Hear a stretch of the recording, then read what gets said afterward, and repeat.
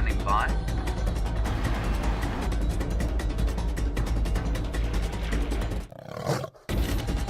Five, four, three, two, one. You are live, you are live. Good morning and welcome to the Sunrise Safari, starting off on an extraordinary note because our two lionesses have managed to keep their buffalo kill safe away from the hyenas last night. For those of you who are joining us for the first time, my name is Jamie, and I have Dave once again on camera with me this morning, and we're coming to you live from the middle of Djuma, Arathusa and Cheetah Plains Game Reserves in the Sabi Sand in the Greater Kruger National Park of South Africa. Not only are we live, we're also interactive, which means you can send through your questions on #SafariLive on Twitter, or you can email them through to questions@wildearth.tv. It's not so much a sunrise safari this morning as it's just generally getting a bit lighter. As you can see, the cold weather has stayed with us, as has the wind, so we are all dressed for Arctic temperatures because we are South African and therefore incapable of handling the cold. Now, before we get down to the business of talking about our lovely lionesses, I just want to say a very happy birthday to Miss McLennan Smith, Kirsty, who is our director this morning in Final Control, the red-headed goddess who holds the team together and keeps us all functioning and tells us what to do, which, as you can imagine, with a team of characters such as Wild Earth, she certainly has her work cut out for her, and she performs her position most admirably. So happy birthday, Kirsty. I hope it's a fantastic day, and I'm looking forward to taking you out on drive this afternoon. And I'm sure you'll all join me in wishing the lovely Kirsty a happy birthday. It's also Rebecca's birthday, isn't it? It is Rebecca's birthday. Rebecca, however, is on leave and presumably celebrating elsewhere. Happy birthday to both of our ladies in Final Control. Right, on to a different conversation topic. We've got the Nkuhuma lionesses. Now, Chris Rogue, you sent through the update that there was a lioness at the Pan this morning at around 4:30 or just after 4:30 in the morning. I don't know that it's one of these two. The reason I say that is there's no tracks leading from this carcass towards the Pan, so it might be one of the other members of the Pride that's come through for a drink. We'll probably go and investigate that a little bit later. One of these lionesses might have walked a different route to the one I expected, down to the Pan. Either way, we've got an exciting morning planned. And I think we've got the same two lionesses, the very pregnant lioness, and then the youngest member of the Nkuhuma Pride. If this is your first time meeting them, this pride consists of 5 lionesses, or usually consists of 5 lionesses. They're a little bit scattered at the moment for a very good reason, I believe, and I think that's largely due to a number of pregnancies amongst the females, and a couple of estrus cycles thrown in as well, so some of them have been off mating with the dominant males in this area. The others have been caring for brand new cubs. That's why our ladies are a bit split up for now, which is why I commented on the fact that I'm glad that they managed to keep their buffalo kill away from the hyenas. 2 lionesses make a good team. Obviously they made a good enough team to take down a smallish buffalo, but warding off a clan of hyenas is a different story. And not too long ago, Dave and myself watched as they were chased off a kill that they had made by about probably, I think we counted 14 different hyenas that had banded together. And I was a little bit concerned that during the night that would be the case today. But they've managed to keep that safe. So, while we try to figure out a good position to view our lions through the Gwari bushes, let's go across to the absolutely eloquent and outstandingly wonderful James Henry, find out what he's up to.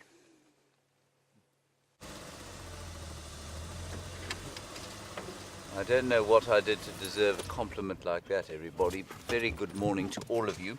I hope that you are happy and warm wherever you are. Brian and I are not very warm, but we are very happy. Hello, Brian. Hello, James. There is your thumb. It is. Now, we've come into this area, everybody. My name's James, by the way. and I'm none of the things that Jamie described me as. We came here to see if Karula was here. I don't see the kill still in the tree there. She killed a duiker yesterday. It was in that tree over there, the green bit. Just listen carefully. I thought I might have heard some chewing. I can certainly smell death. Anyway, we think that they were probably going to finish it sometime yesterday. Those little 5-month-old cubs are now very hungry just about all the time. Now, whether she would have stashed them there and then moved off, or they all moved off together, I don't know. We'll have a brief squiz around here, see what we can find, and then we'll decide from there as to what to do. But very nice to start off the drive with some lions. Now, everybody, I would like you to take it upon yourselves to make sure that during the course of today's drive, #SafariLive, questions@wildearth.tv, you send a very happy birthday to Kirsten McLennan-Smith, the fiery redhead who is sitting in the final control directing us at the moment. This will result in a much more peaceful day for all of us around camp. So if you could do that, that would be much appreciated. Thanks so much. Right, we're just going to drive around here a little bit. First thing we're going to do is pop our heads over the top there, not on foot, because if there is a leopardess there in the drainage line with her 2 cubs and you pop your head over the top, well, it's not ideal really. Kirsten McLennan-Smith's rage looked like a mere mouse getting a little upset.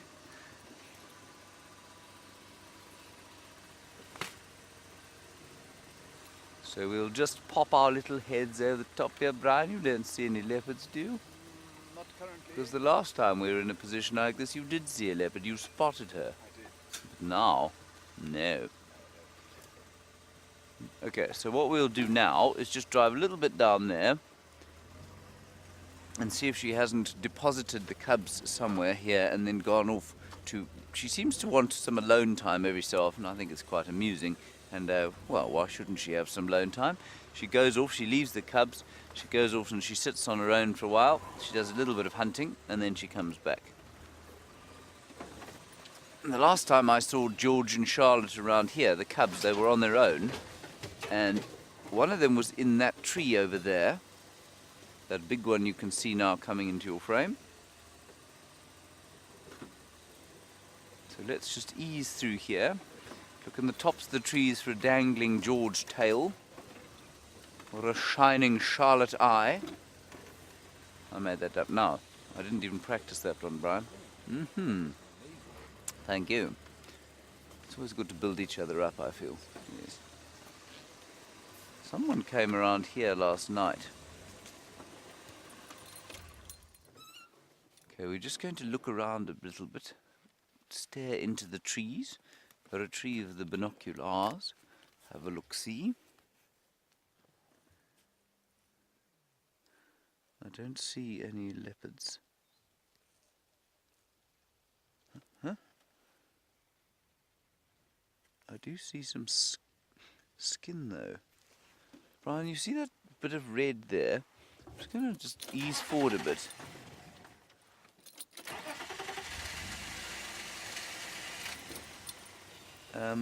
If you look just sort of to the left-hand side of the trunk of this big tree, there seems to be some skin or something on the ground there, basically between the yellow leaves and the trunk of the tree, the other side of the dam, of the drainage. Yes, I'm positioned you badly. There. You see that bit there? On the, yeah, just up. Yeah. Zoom in there. Can you see that, what I'm looking at there? Down a little? Is that plant or is it skin? Yes. Everyone thinks it's a plant. It's not skin. Okay. I thought maybe the duiker skin had been left there. All right, I think let's go back to the lions, find out what they're doing. I'm going to fossick about here a little bit, and then I'll hopefully have a direction as to where they've gone by the time I see you next. While James goes off in search of one of our favourite big cats, Dave and myself have managed to navigate the guari bushes and find ourselves a slightly better position in which to view our beautiful lionesses. There's one that's obviously obscured behind the bushes. She's a little bit nervous, and I think that's a combination of the wind, maybe hyenas plaguing them all night, and the fact that every time she tries to feed off the buffalo carcass, she gets beaten up by the older female, who at this point, given I think the sort of stage of the pregnancy that she's at, is feeling somewhat peckish, making sure that she gets the lion's share of their buffalo.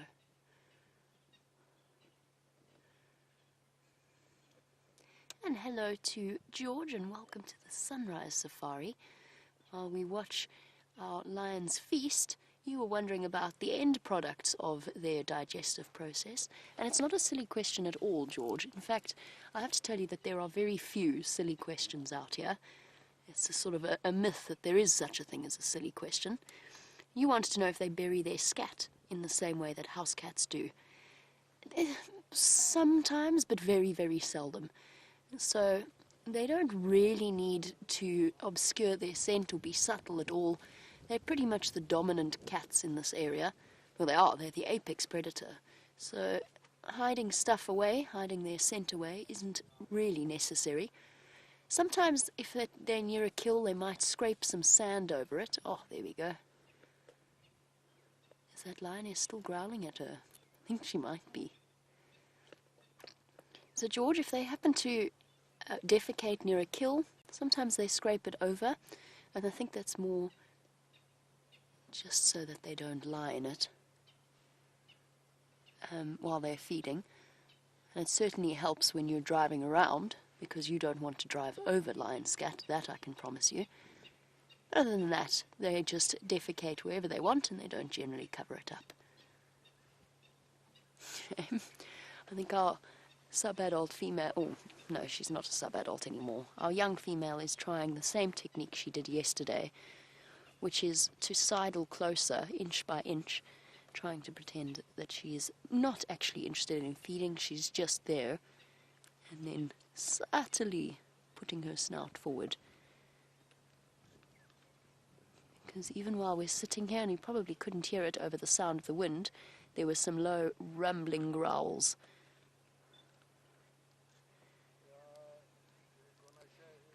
And good morning to Ridge, watching all the way in London. I've just come back from London, Ridge, in the last couple of weeks.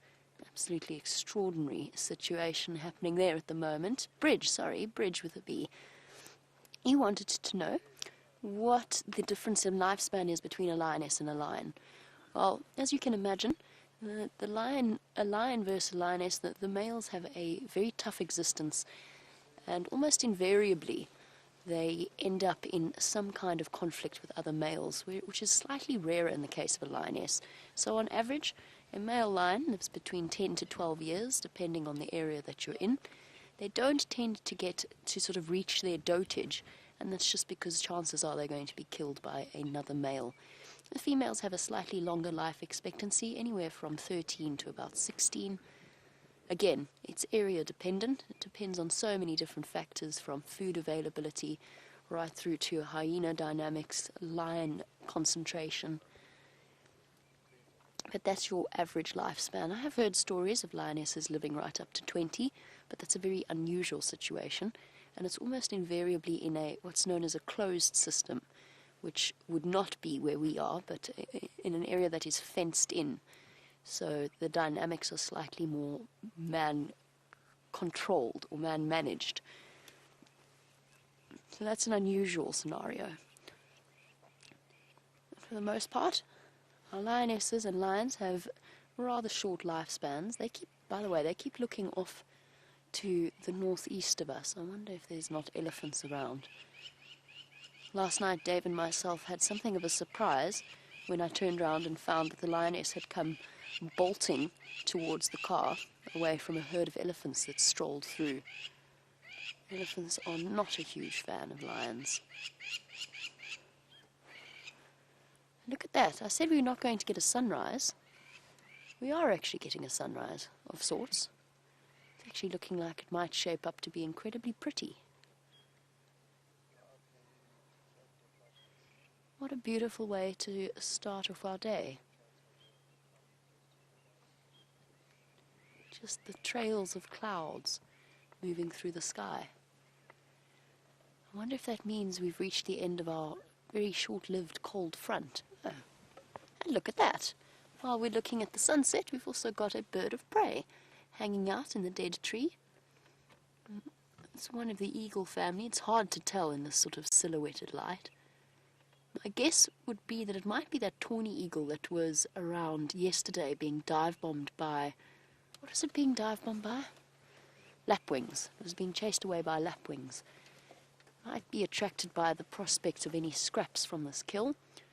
And it's not just vultures in terms of the bird world that will scavenge off carcasses, and a lot of the eagle family will as well.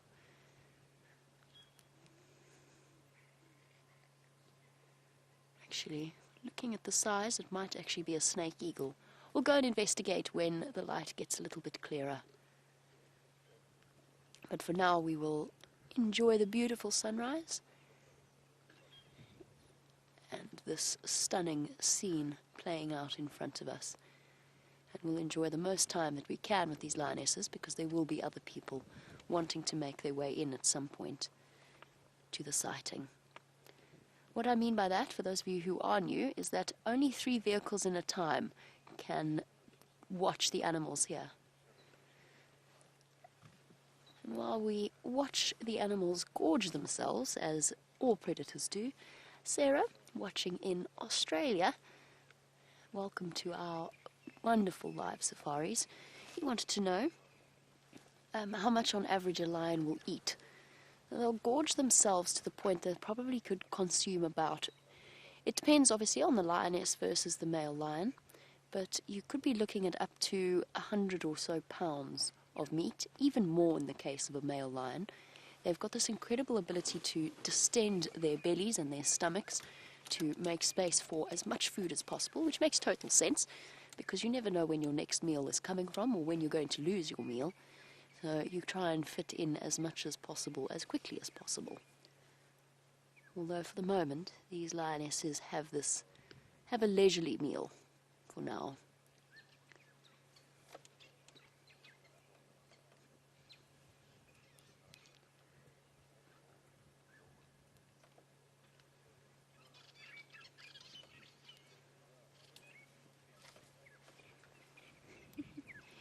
Good morning to William, while we watch the antics of our young lioness, who is now, I know you can't really see behind the tree, but she's sort of touching the buffalo carcass, as if to say, I wouldn't mind having some of that, but I know I'm not going to get any. William wants to know, while we wait to see if she does get to feed, whether or not a pregnant lioness would become more protective over a kill because they know that they need more food, or when they become closer to their full term. I think they do. I think this is... lions are always a bit aggressive around a kill. They're always very selfish around a kill. Maybe selfish is the wrong word, but it's about survival of the fittest, so there's no real share and share alike. Everybody fights for their own peace. But I think, yes, I think she is slightly more aggressive due to her pregnancy, slightly more defensive over it, and apparently slightly more ravenous. She's pretty much been eating solidly since we saw her yesterday. She's also more nervous, interestingly enough. She was the first to dash away when the elephants came through. The younger lioness stayed and took advantage of her absence. But I think that's also because she knows that she's not quite as agile and as fast as she would normally be. But don't you think these animals are incredible? The fact that they can be heavily pregnant and hunt right up until the point that they have their cubs, and then go straight back to hunting afterwards. I mean, antelope are extraordinary, but imagine trying to chase down and catch a buffalo with several babies inside of you, with your stomach sort of heavy and flapping everywhere, and somehow not manage to injure the cubs either, internally. They really are quite extraordinary creatures.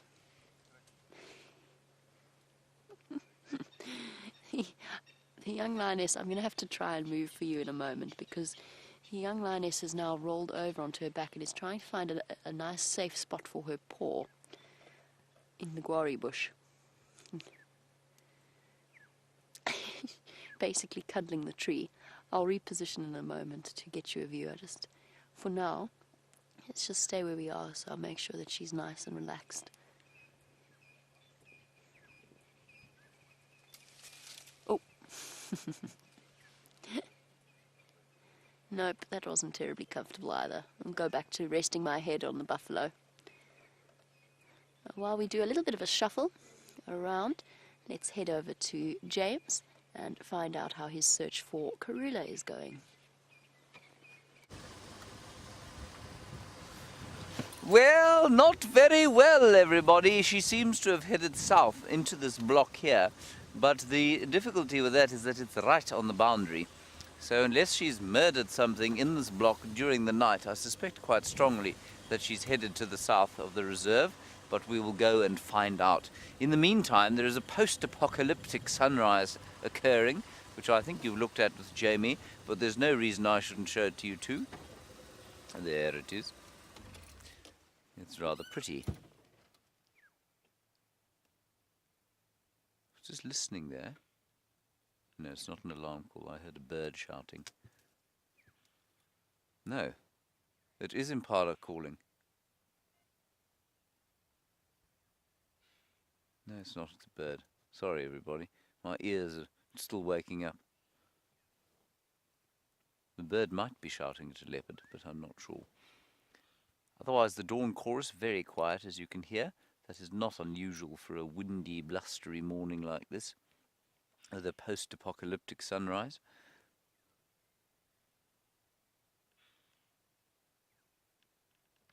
You can hear just one or two battises in the background. And that other bird going psh, psh. I don't know what that is. It's quite interesting. Anyway, let's go around the corner and see if her tracks cross the road, and then we can decide what to do from there. The other thing to think about, of course, is that we did see Shadow yesterday. She seemed to be perhaps going to fetch her little one to go to a kill. So we'll go and have a look around there if we don't get any luck with Karula, the queen. And if you do happen to have stumbled across this broadcast by mistake, Karula is our 12-year-old queen. Sharon, you say when a mother leopard leaves her cubs, do they have to dodge predators? Well, they don't so much dodge them as climb up into trees to get away from them. And the only predator that can then get them inside a tree like that would be a very industrious lion, but highly unlikely that it would be able to climb into a tree with sufficient skill to be able to get a baby leopard. And then an unrelated male leopard would be able to, I suppose, retrieve them from a tree. But because they are well and firmly within their suspected father's territory, that isn't really something that's likely to happen. So Sharon, they would have to certainly climb a tree to get away from hyenas and possibly lions, but that should keep them pretty safe.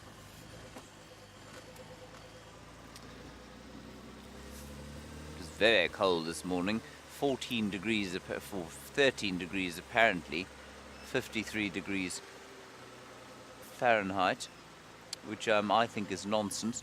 Brian and I both think it's at least minus 46, don't we? At least. Yes, at least minus 46. It's quite cold.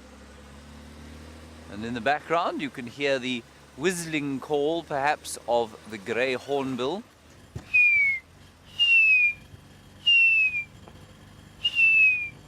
It's deeply mournful.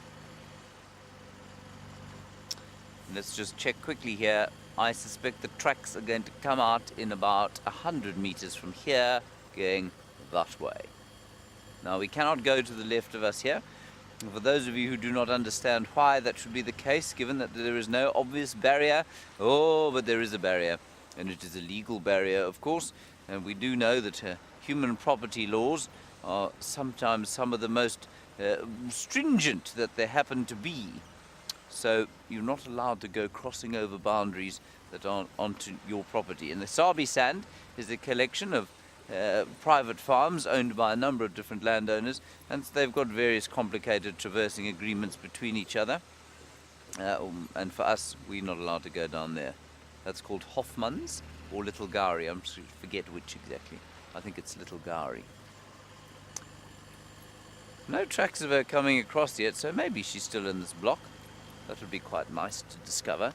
We might see her hanging in a tree right now. Keep a lookout, Brian. Keep a lookout, everybody. There is a duiker running at high speed. I think the duiker's gone.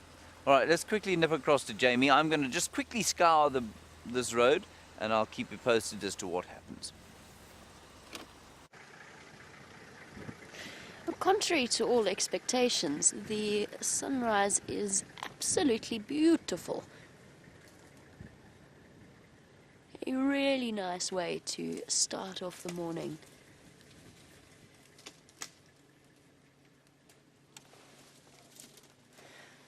One of the best aspects of winter is actually because of the amount of dust and a couple of fires here and there, although there's not much to burn at this point, but the fires and the dust during the winter period is actually what gives us the most spectacular sunrises and sunsets, because obviously only the red and the orange waves of light actually make it through the haziness of the atmosphere.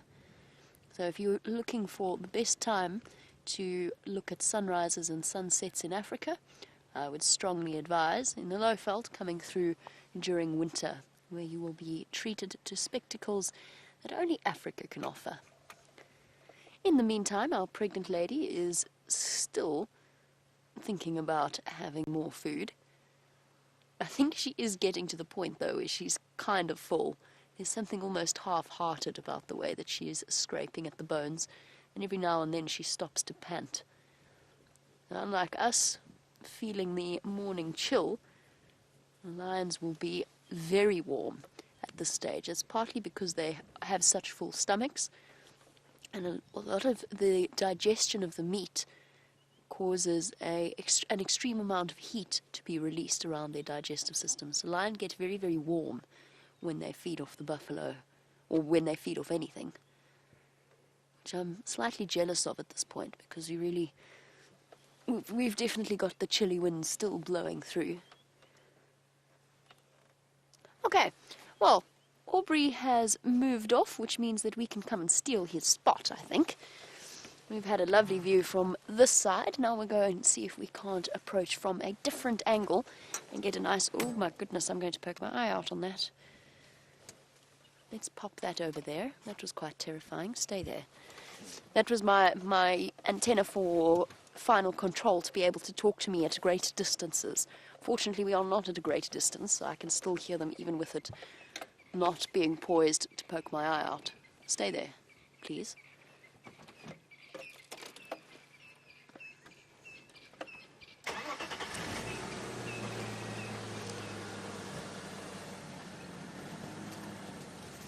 As we reposition, good morning to Michael, who's wondering about when was the last time all 5 of the Birmingham boys were seen with the lionesses, and will they spend more time with them once the cubs are born? Actually, Michael, I probably better poised to answer that question by asking some of the viewers when the last time was that we even saw all 5 Birmingham boys together. Now, unfortunately, Michael, I'm not sure if you've heard, but one of the Birmingham angry elephants, one of the Birmingham boys has actually died. We think due to an injury related to hunting something, maybe buffalo. Something caused him a little bit of distress, and eventually he died of a punctured lung, we suppose. We'll never really truly know exactly what occurred. I'll stop here for now. I've got a view of them while I answer Michael's question. The Nkuhumas are very scattered. The Birmingham boys are very scattered. I don't think that that's going to change when the cubs are born. We definitely will see them associating with the cubs, but I think the Birmingham boys, with the enormous territory that they have acquired, now need to do some serious patrolling in a way that involves splitting up into different groups. They've established themselves, they used the force of their numbers, and they've now reached a, what would we call it, a new phase of their dominance over this area. It's a different time for them.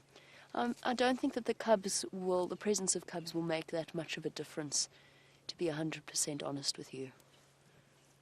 Right, madam, our pregnant lady. I wonder how close she is to giving birth and where she's going to decide to do it. You can see it's not just a full belly that tells us that she's pregnant. Obviously she's eaten a huge meal, so she's very round. But if you have a look towards her back legs, around that darkened patch that is her nipple, you can see the bulge is not uniform. I wouldn't call it cub-shaped, but it definitely isn't a full stomach-shaped either. And that's what tells us that she is still heavily pregnant.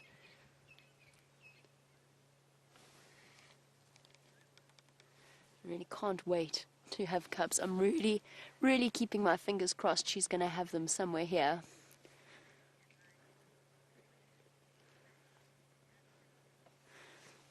And while we discuss the dynamics of feeding and the possibility of new cubs, Anthony was wondering, would a male lion allow a pregnant female to eat the carcass without sort of taking most of it for himself? The answer is no, unfortunately not. Male lions play an extraordinary role in a pride's life. They're very, very important in terms of protecting them and keeping them safe from other male lions.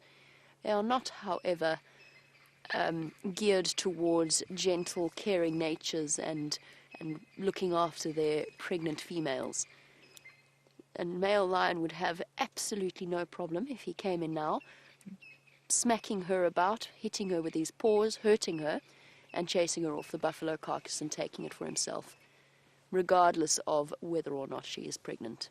Hey, there we go, our young lioness has managed to get a spot feeding, and since she's up there now,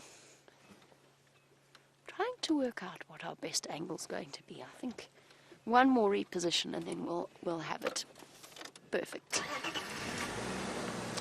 And the young lioness has relaxed a lot. We can make our way in.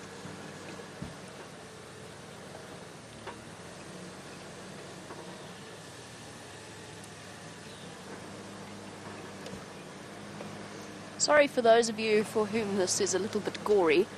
I think we sometimes get so used to it that we forget about the fact that it might be turning some people's stomachs.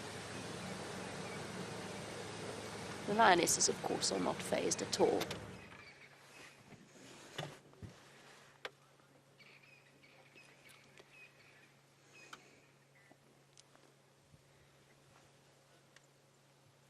A girl.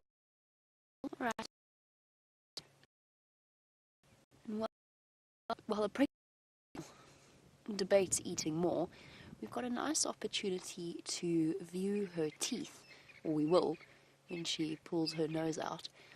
And Angie kind of wanted to know, or Angie from Wisconsin wanted to know, how long a lion's teeth are, a male versus female comparison. Angie, it's gone back to its original place of origin, but we did actually have a lion skull in the tent with James. It came from Brent. It has now been returned to Brent. There's our young lioness. So the difference is not enormous, actually. Now, a lion's tooth, what's incredible about it is the canine, the root system that holds it into their jaw is actually longer and bigger than the tooth itself. So a male lion's tooth is probably about 2.5 inches in length, the part that sticks out of their mouth. The entire tooth is probably about the size of my hand, or close to the size of length of my hand, including the root system. And a female's teeth is just slightly proportionately smaller. So you're looking probably at about 1.5 to 2 inches as opposed to 2.5. It's not a huge difference, but a male lion's head versus a female lion's head, there's a male lion can be a good 200 pounds larger, so they are just proportionately bigger.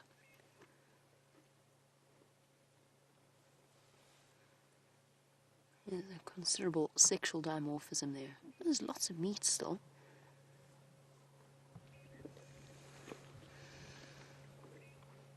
And as the lionesses search for the best possible place to have their breakfast, let's go over to James, who's found an antelope.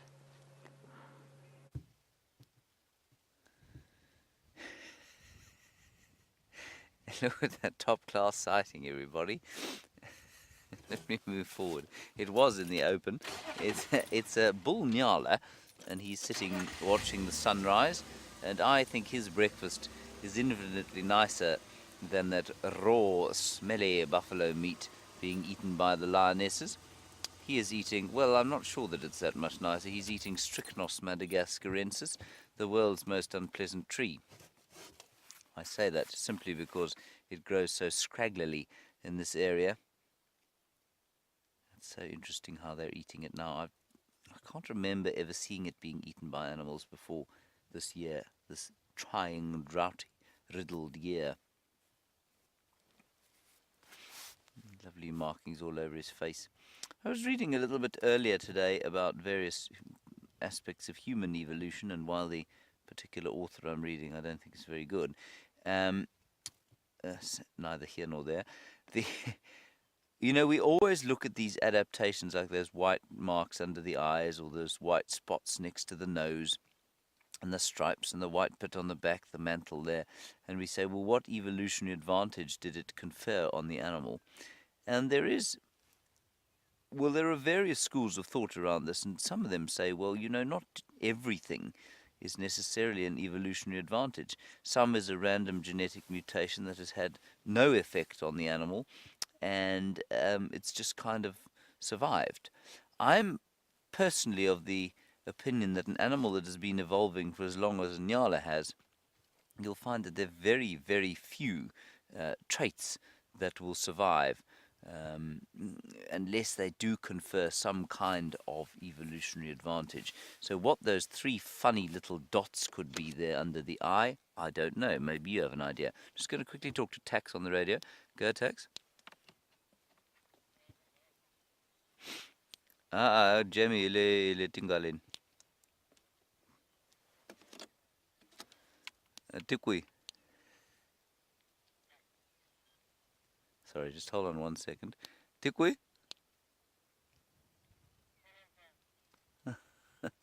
Okay, go. Mundilega aratus. Ndavuya lele tanyan.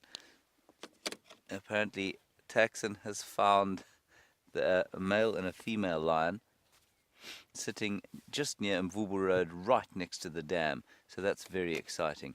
Okay, copy. Thanks, Tax. I might make my way there. We're fossicking around on Arathusa at the moment, everybody, and what we're looking for is just the animals that made the consternation yesterday amongst the kudu, and they were shouting around about the airstrip. So we were thinking about heading that way and see if we couldn't find Shadow and maybe her cub. But then we'll go back towards those lions. So Chris Rogue, you said that you saw a female lion at the dam cam earlier this morning, and I'm sure it was that one that Taxon's just found. So I don't know what you guys think. What do you think those three funny little spots underneath the nyala's eye could possibly mean? Or what evolutionary advantage it could confer on an animal like this nyala? Maybe it's just pretty. What do you think, Brian? I really don't know. I think it's really difficult to say. It's so complicated. And of course, if you actually really want to find the truth, you have to search through this sort of melee of noise, of people coming up with wild theories, which has to happen, of course.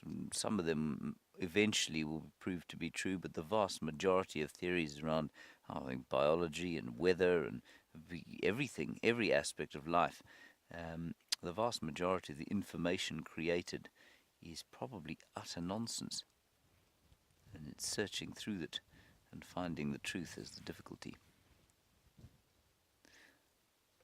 Of course, none of that makes any difference to the Nyala. He's just going to get on with his life, eat his strychnos, go and lie in the shade, ruminate, and try and find a lady later on, which I think is a much more simple idea than writing reams and reams of PhDs and putting them in university halls for no one to read. Don't you, Brian? Yes, indeed. Okay, on we go. So we're on Arathusa. That male and female lion have been found right next to Vuyatela camp. I think it's going to be worth us just driving down here, having a look and see if we can't find something that made those kudu shout. I was hoping it might be Shadow and her cub from yesterday. So let's do that, and then we'll go back towards that male and female lion at Juma. In the meantime, Jamie is still with her lionesses and their beefy breakfast. A beefy breakfast indeed, and it seems as though they've reached a quite happy truce. It's share and share alike at this point, and what an exciting way to start off a Sunday morning, but with lions everywhere. I'm sure James is making his way towards the pair that is on Mvubu Road, and Chris, and to all of you that sent us the update about the lioness at the dam, I think it's relatively safe to say that that's her that they've just found. There we go, we've got a nice view of the teeth there. We were talking about it earlier and just how long they really are. About 2 inches is probably a reasonable estimate just for the canine teeth alone. Although I have to tell you that the molars that she's using at the back there, the carnassial, what's known as the carnassial shear, oh goodness, let's try that all again, carnassial shear. I started sort of spoonerizing the letters there. Those molars are enormous. They're almost actually the length of the canine teeth. Not quite. Obviously, they serve a different purpose. And what I was talking about with the root system of the canine teeth applies equally to those molars, if not even more so. Those roots are incredibly thick and strong, which makes sense because they use those molars for this exact purpose, crunching through on bone and stripping the meat away. Almost like a pair of scissors is the way that shear works. And that's what she's doing there.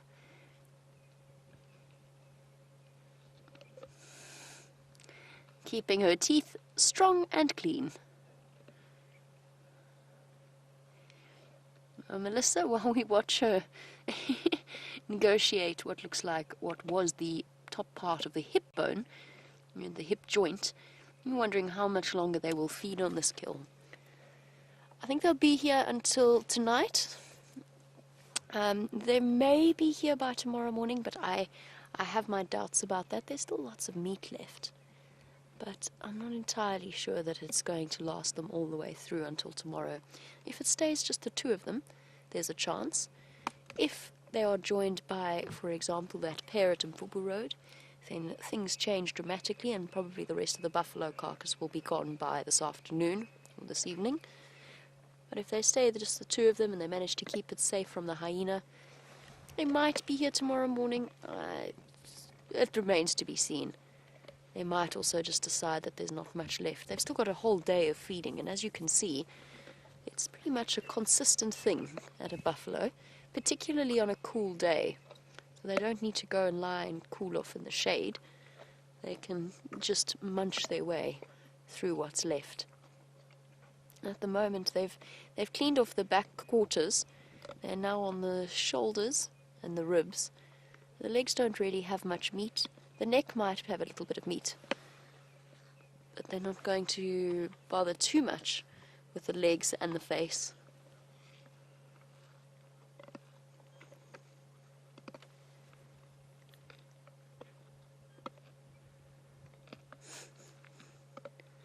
The typical standard morning feeding sounds, bones crunching and tearing.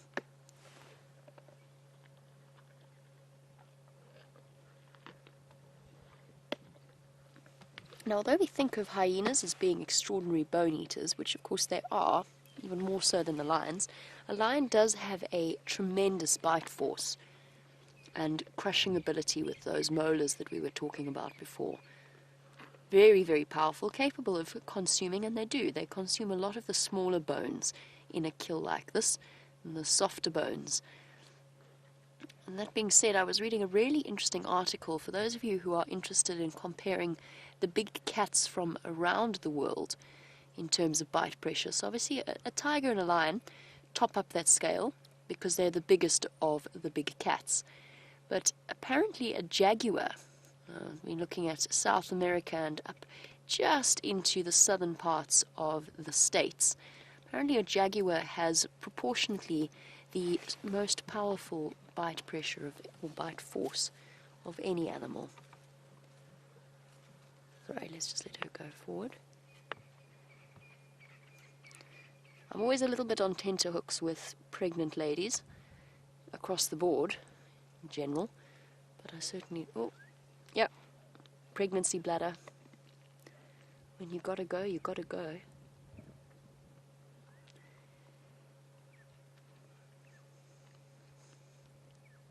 Find a nice place to lie down. Oh.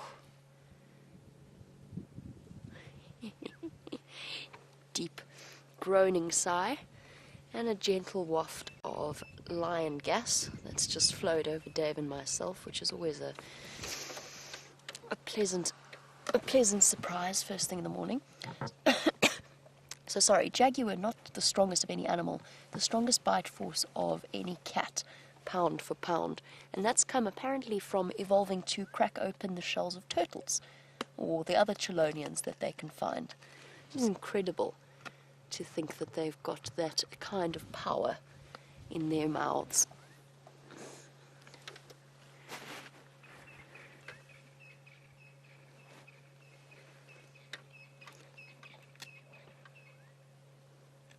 While we watch our lions eat what James described as their beefy breakfast, Justin would like to know whether or not a lion would enjoy cooked meat as much as they enjoy raw meat. Yes, absolutely. But before we chat too much about that, James has got an interesting bird.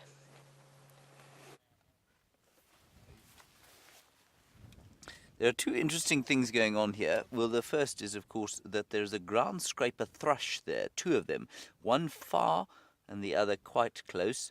There it is. Now, the ground scraper thrush for some of you will be a new bird for the bird list, I imagine. They're not very common here. Now, Brian, you call them the cowbird. Could you explain that? It looks like a cow. Apparently, to Brian, that looks like a cow. Right, good. And then chasing that little ground scraper thrush as it scrapes along the ground is a crowned lapwing, which is going quack, quack, quack.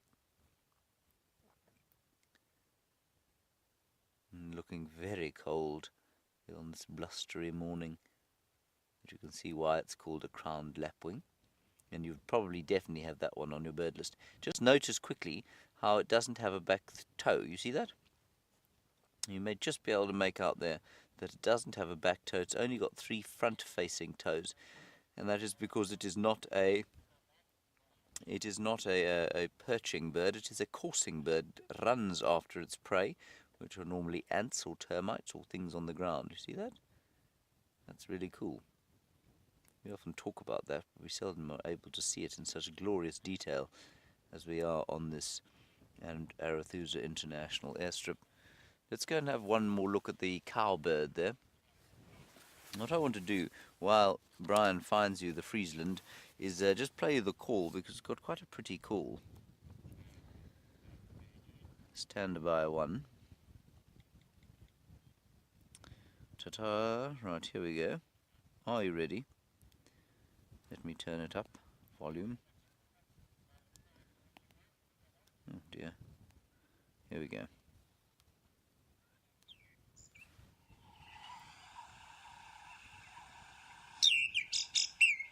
I think it's such a pretty call. I'm just going to stop it. It's such a pretty call, but I don't want... Oh, there he's calling. See? That's not me, that's him. I always feel a little bad doing that, because we kind of conned him into thinking there's another one here, which there isn't, of course. And all I wanted to do was show you what it sounded like, and now I've created great consternation. He's convinced there are invisible ground scraper thrushes all over the place here. They're two together now, Brian. They're behind that one, I think. Oh, there we go. Look at that. Aren't they lovely? That is such a pretty call. I'm not actually that sorry that I've made him call. Now we're looking for little insects and things to eat. And earthworms, apparently. They're going to struggle to find earthworms on the airstrip, don't you think, Brian? A It'll be little difficult. They might hurt their beaks, I feel. I'm just quickly going to check what else they eat.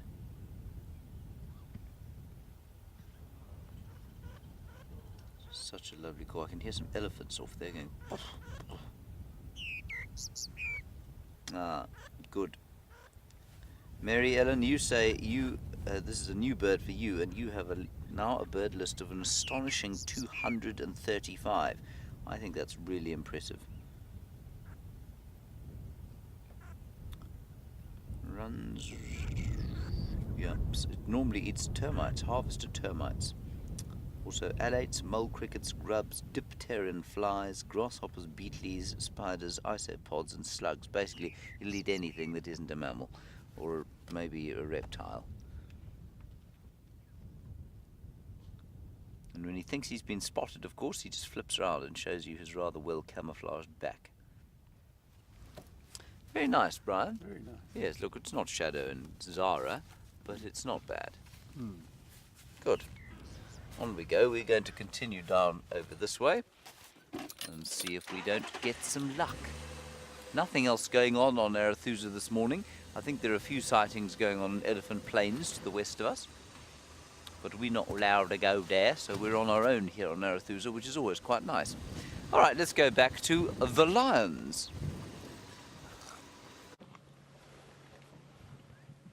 Your timing is absolutely perfect because the pregnant lioness has moved off to lie down and something's caught her attention. I'm not 100% sure what it may be, but she looks unsettled and very, very alert. I wonder if it's not a hyena that are coming to investigate. I did hear their contact whooping call earlier. What have you seen, girl? See it in her body language, those ears forward facing, and she's shifted off her side onto her belly so that she's poised to move as quickly as possible. Okay, relaxing a little bit. And she could also just be on edge because it's windy and she is very pregnant, and as we spoke about earlier, not as agile as she might otherwise be. Yep, they're coming. They're coming, that's what she's looking at. Okay, so Henry's just told us that there's a group of hyena a little bit to the north of where the kill is. So that's exactly what she's looking at.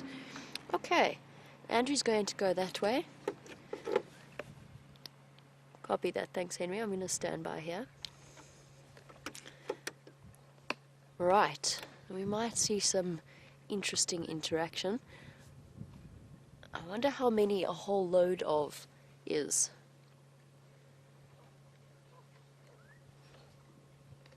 A whole load of hyena.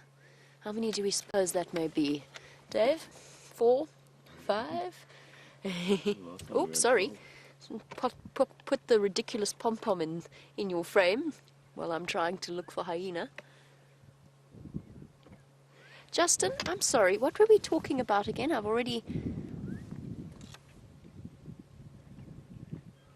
got completely distracted by the hyena. Oh yes, that's what it was. Cooked and raw meat. Would they enjoy cooked meat? Yes, I don't think they'd be terribly fussy. I certainly don't think they'd turn their nose up at a well-done steak, or even a rare steak. Perhaps they have preferences, I doubt it though. I don't think they're terribly fussy. I often wonder, Justin, about animals' taste buds and if they have certain preferences. Because, I mean, when you see some of the meat that these lions eat, when it's green in colour and slimy and crawling with maggots, you do have to admire them for their strength of their stomachs. And when we can barely stand the smell, of course, they're geared towards a completely different set of sensory inputs, and it doesn't bother them at all. But I do wonder, do they prefer some food over others?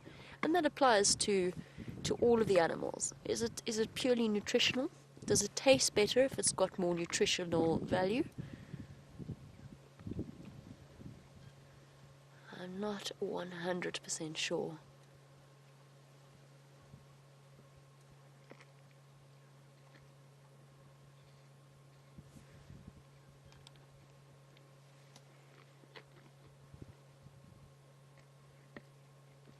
Just listening to the Game Drive channel, guys. Sorry, we may have to leave the sighting. I'm hoping we can stay here until the interaction between the lions and the hyenas has played out.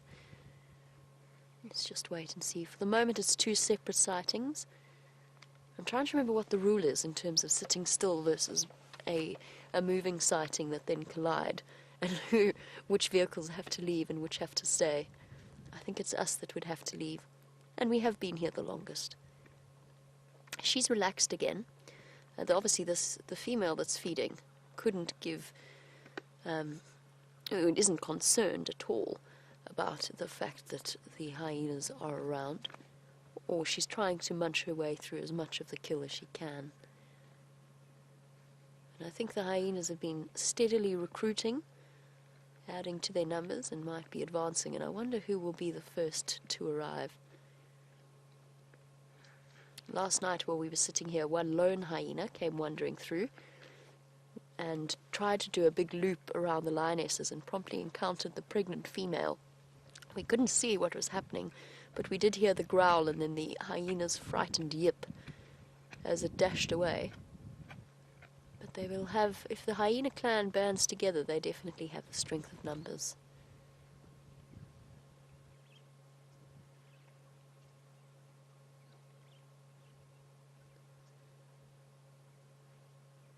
One thing I will say is that I don't think the pregnant female is going to fight terribly hard to keep this carcass safe. I think she's going to choose discretion over valor in this case. Andrew's just returning from where he went to investigate the hyena, so we might be able to hear from him exactly how many there are and how far away they are. So while I have a quick chat with Andrew, let's go over to a different type of antelope with James.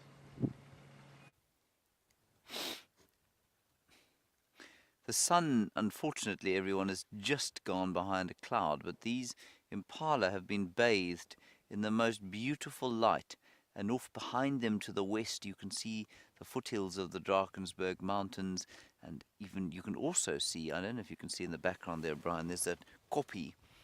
We're just going to show you that sort of rocky outcrop, and it's shining. Just if you zoom right in, that's it. Look at that. Now that's on Londolozi, everybody, and I've spent many, many hours sitting on top of that rocky outcrop, enjoying the view back this way and out towards the mountains. It's just very stunning how the sun has broken through and it's touching parts of the earth, and other parts, like the one we're sitting in now, not so much. Now the light's back on those impala. Isn't that lovely? And it's a huge herd.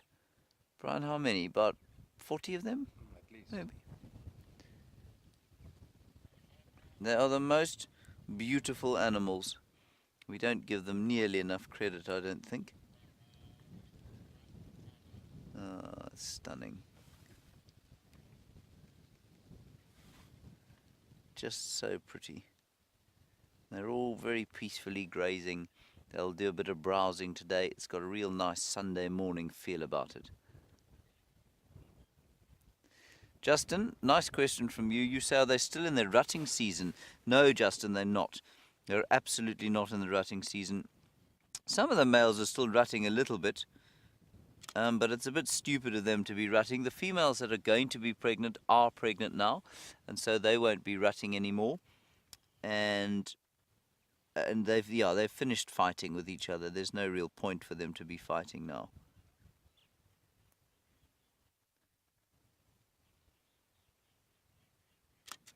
I just think this is too beautiful.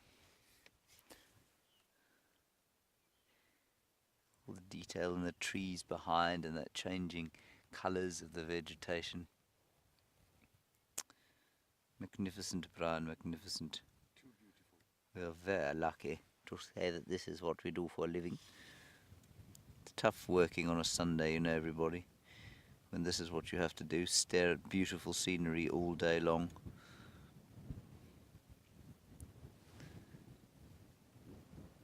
You can hear the wind howling away. It's coming from the south now, and Brian reckons that there's going to be, you reckon, Arctic air predicted to come through here. Oh. Certainly what it feels like. Yeah. Antarctic, sorry. Beautiful. No luck with shadow, I'm afraid. But we're still having a little squiz around here, and we might be lucky.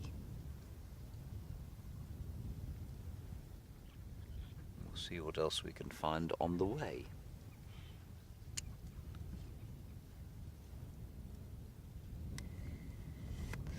Hello, Marianne. You're in Texas, and you say that you were watching that nyala with us, and you reckon that those white dots underneath the ears have got something to do with visual enhancement.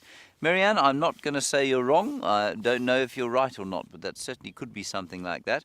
I think definitely the chevrons under the eyes, those white chevrons, could easily be reflectors into the eyes in the same way that lions have those very obvious white undersides to their eyes.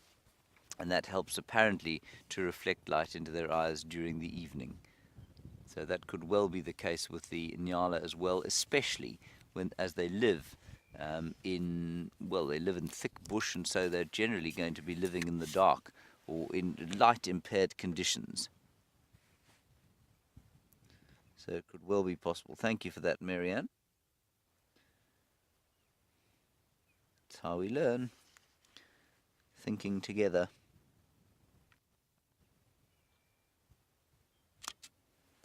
And I can hear, just in the background, a golden-breasted bunting calling, going zzz, zzz. We won't see it, but it's got a lovely Sunday morning feel about it. I don't know why it feels like that. I guess it's psychological, because I'm used to Sunday mornings feeling like this.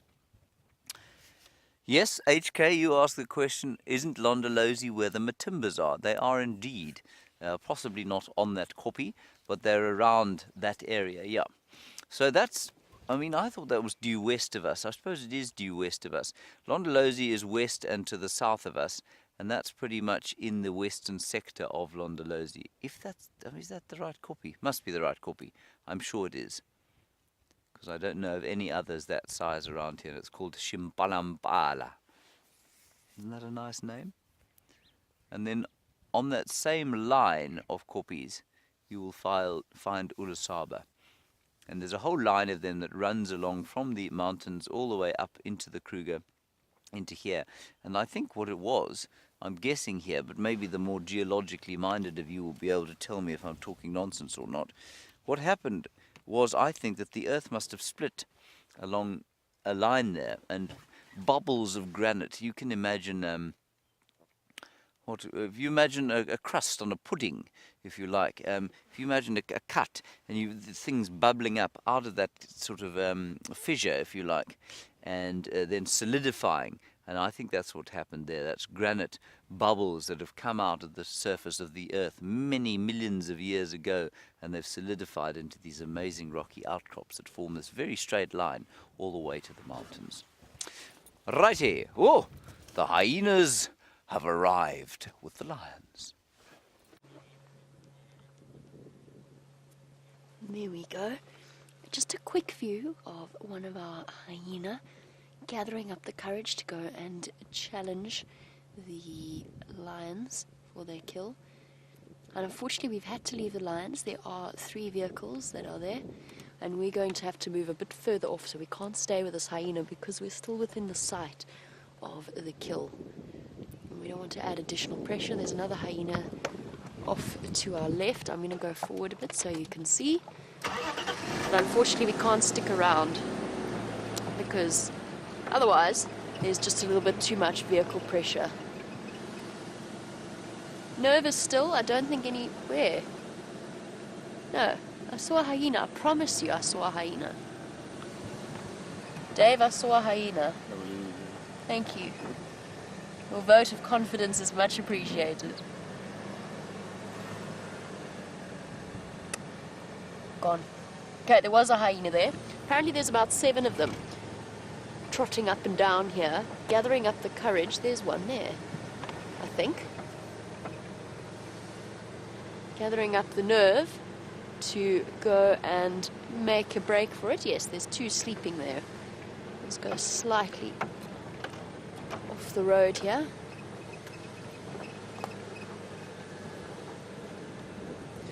Go and investigate who we've got. Whoopsie. Okay, we're far enough away now that this is okay. We're not still part of the other sighting. I don't want to go too far, but I just want to show you where they are. They're sleeping all in a little pile, a little bundle of hyenas. There's some more off to the right. Let's just go a little bit further forward, see who we have.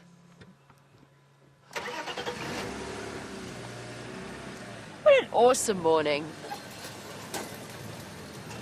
My suspicion is that they haven't yet managed to get all of the females together, because they need their size and the weight advantage of the females to... Oh, there we go, we've got one of them. We've got 2 of them.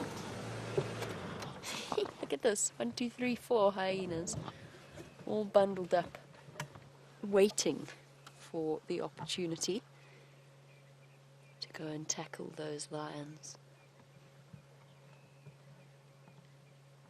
Very cool. What a nice surprise. Now, if they could just tell us where they've moved their den site to, that would also be incredibly convenient. Let's see if we can work out who we've got. It's a bit tricky, given their current sleeping position.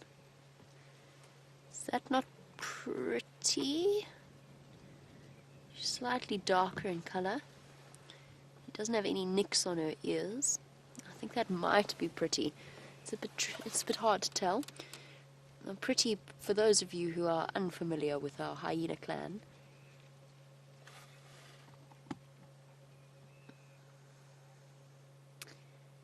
we have given all of our, or at least most of our hyenas, names to help us keep track of them.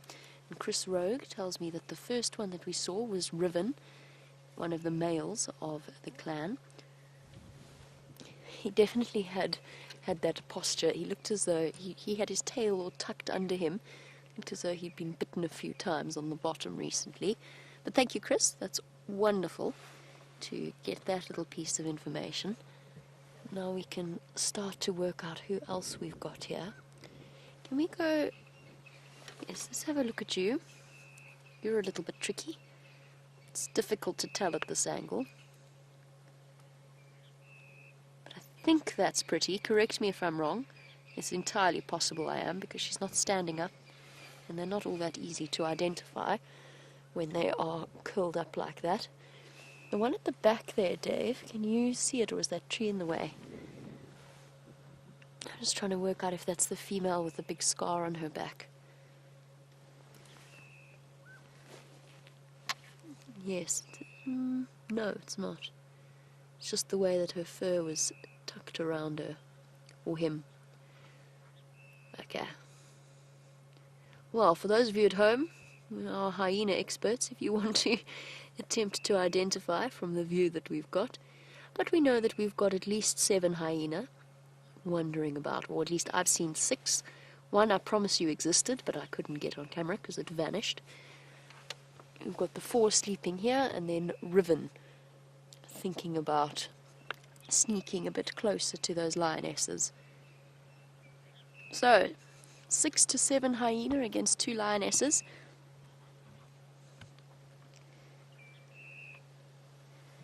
And that's exactly what I'm thinking along the lines of as James Richards' next question. What's the minimum number, roughly, before they make an attempt? Clearly not 6 or 7, I think is our answer here, because if they were going to do it, I think they would have done it by now, instead of curling up in a bundle on the floor and having a quick snooze. My guess, James, and to all of you who are, I'm sure, wondering the same thing, is they probably need about 2 more. And it depends again on male versus female age. Some of the sub-adults won't be terribly helpful just because they're so much smaller than the adults. But 2 more females, and I think you'd have a, what would we call it, a marauding band of hyenas that might decide to make a play for that buffalo. I think at the moment the lionesses are a little bit equal to them. The one hyena, just to give you a sense of scale, what we're looking at, one hyena is between 60 to 90 kilograms, 180, 190 odd pounds, right up to about 210 pounds. A lioness, on the other hand, particularly a pregnant lioness in a bad mood, so we'll add 20 pounds on just for the pregnancy plus the mood. A lioness is probably about 150, those lionesses about 150 kilograms, over 300 pounds. There's a considerable weight difference, and as we mentioned earlier, conflict, actual physical conflict between the different predators is less common than we might think it is, because nothing out here wants to risk injury. So these hyenas are not going to make a charge, they're not going to charge forward unless they know that they have the absolute advantage of numbers, because what they want is intimidation factor. They do not want to have to fight it out. And as a result, we've got a bundle of hyena logs. No, what did we come down with? What do we call flat hyenas again? And we came up with so many wonderful ones, and now I can't remember one. We've got flat cats and log dogs, and we had one for flat hyenas, but I honestly cannot now remember one of them. Except I think there was one that was a hiatus of hyena, and I think that might have been mine, and it was really not the best one of the lot. Here comes another one. I don't know if this is, I don't think this is Riven, I think this is one of the others.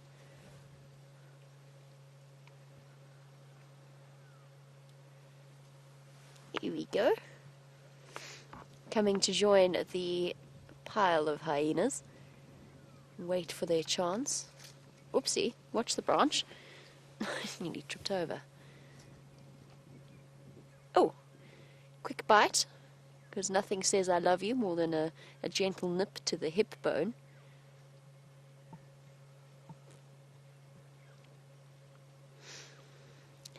Looking for a companion and a nice place to go and lie down. Who have we got here?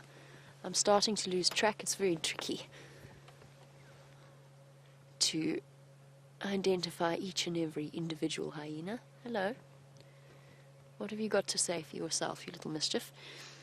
Now they're lurking here because they know that buffalo carcass is not too far away. Greg, you were wondering if they can smell it. Yes, absolutely they can. Hyenas have an extraordinary sense of smell that, depending on wind condition, can extend over many, many miles. And at the moment they are sitting directly downwind of it, I think just tantalizing themselves with the scent wafting over them. That being said, they're not here just because they smelt it. They probably, initially, the one that we saw last night came to investigate because he smelt the carcass. They now know, absolutely. They've been doing little, what we would call reconnoitering, or sort of getting the lay of the land. So one of the individuals will go and have a sniff around, get quite close to the lionesses, check out how many there are, check out their odds, and make a calculation from there. Here we go, found a comfortable spot to lie down. And it is a calculation. Hyenas are very, very clever.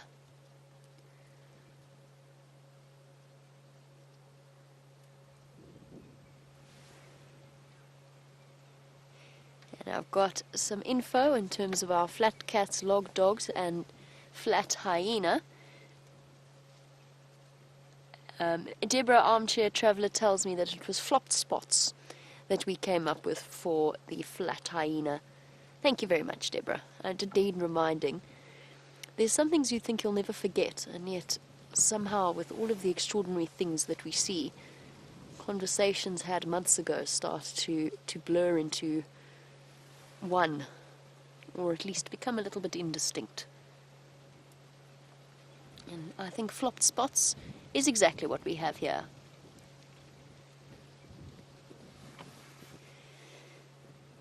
Now they're playing the patience game here, and there's not much to be done except for have a nap while they wait. And Justin, you were wondering how many hours a day a hyena will sleep.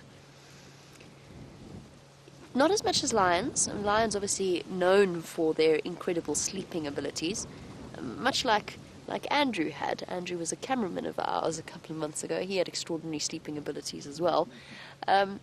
Lions can sleep for up to 20 to 22 hours a day. It's usually a bit less than that, though. Hyena generally sleep during the day. There's no rule book to it, but you're probably looking at about 12 or so hours that they'll spend napping.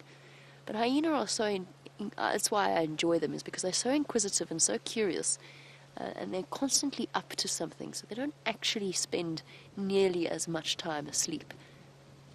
The moms do, of course, around the den sites, and the cubs, whenever mom is gone, the cubs will be fast asleep in the den, and that can be for up to anywhere from 10 to up to 20 hours that mom is away scavenging, and the cubs just have to entertain themselves, and that will consist largely of sleeping. But for now, there's nothing that they can do really but have a quick snooze, or a long snooze I think it's going to be, and wait for the reinforcements to the rank to arrive.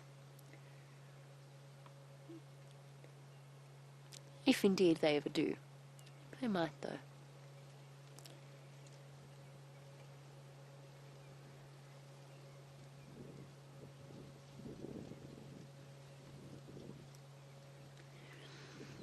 While our hyenas snooze away, we'll stick with them for a little bit longer. Let us find out where on earth James is.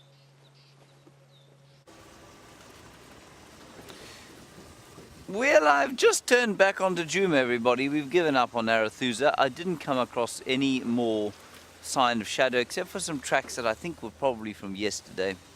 So we gave up there. Now we're going to drive along this run road here, and you may see that my hands are a bit floppy. Can you see that, Brian? Yeah.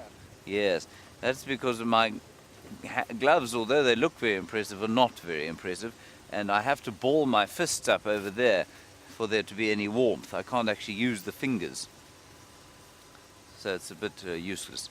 We're going to drive along this road and see if we don't spot the little cubbies. This is round about where Karula, we think, left her cubs, and then if we don't find them, we're going to go and look at the lions at the Djuma Dam, and thereafter I suspect we might try and see if we can see the hyena cubs. So that's the general plan, and as you all know, these plans very seldom work out the way you think they're going to. So let's see what happens. We might see little George and Charlotte sitting together on a marula tree enjoying the sun. That's where I'd be if I was a 5-month-old baby leopard. I'd find myself a horizontal bough on a day like this. Oh, I thought that was a baby leopard, but it's a steenbok. Let's see if we can see it, everybody. Brian and I have been so successful this morning. We found impala and one nyala. There it is, Brian. Can you believe it? Oh dear. Back? Oh no. It's gone. Anyway, there we go. Brian and I found your steenbok, everybody. Hurrah. They are quite attractive animals, just a bit sad that they run away all the time. As soon as they realize they've been spotted, here is Karula's tracks. Just have a look on the road here. And let me get out of the car quickly. And she's crossed south, like I say. There's some water back there. Let me show you. Oh, and the little cubby tracks are here too. I need to unplug myself, Brian, otherwise I'm going to break all my wires. Yes. So behold here. Here's Karula's tracks. And I'll just put my hand next to it. Can you still see okay, Brian? Hand on the other side. There we go. Right? Perfect. So you can see about the size of my palm, basically the size of my palm. And then here are the cub tracks here. So they're about, I'd say half the size of Karula's, but they're already much bigger than a civet track. And they've gone wandering down here. You can imagine the two of them walking behind their mother, playing along. And then she has crossed over, and I suspect they are in this block somewhere, lurking about. We don't want to stress them out without their mum with them, though, so we'll probably leave them be. Except to say, you see, it gets horribly tempting now because there are tracks going straight in here. Straight down there.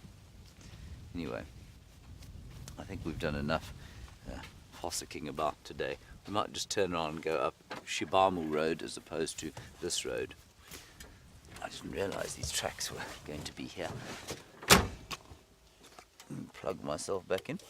But we're not going to spend too long around here. Let's go and, I think we should go and have a look at those lions.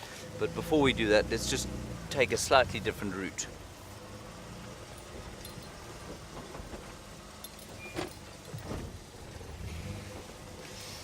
Michael, nice one from you about what's going to happen if Karula and Shadow come across each other with their cubs.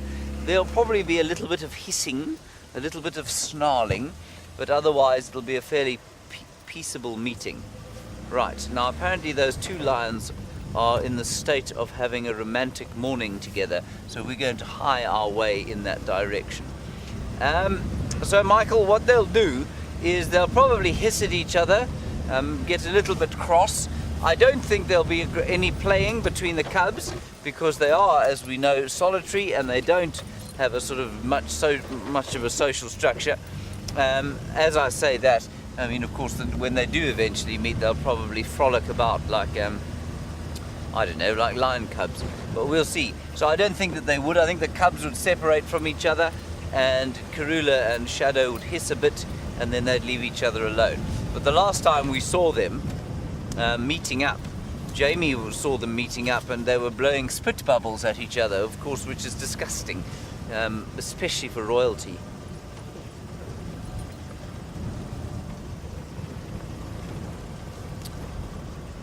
Alright, let's go back to Jamie and her hyenas. I'm going to go towards those lions because it sounds like they're mating. Apparently this kill is attracting not just scavengers of the hyena kind, but also now 3 raptors that have joined in, waiting patiently for their chance to peck at the scraps. Oh, was that an incoming hyena? It was an incoming hyena. 1, 2, 3, 4, 5, 6. Okay, we've still got 6. I suppose shared body warmth is the way forward. We've got a little triangle of hyena now. Not triangle, I don't know what one would call it.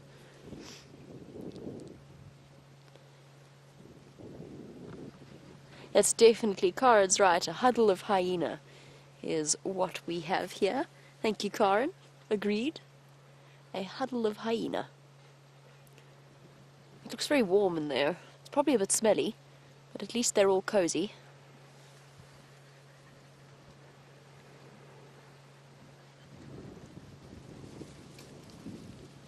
Now we've watched them jostling around, and of course hyena are one of the most curious of all of our male species, or mammalian species that we see out here.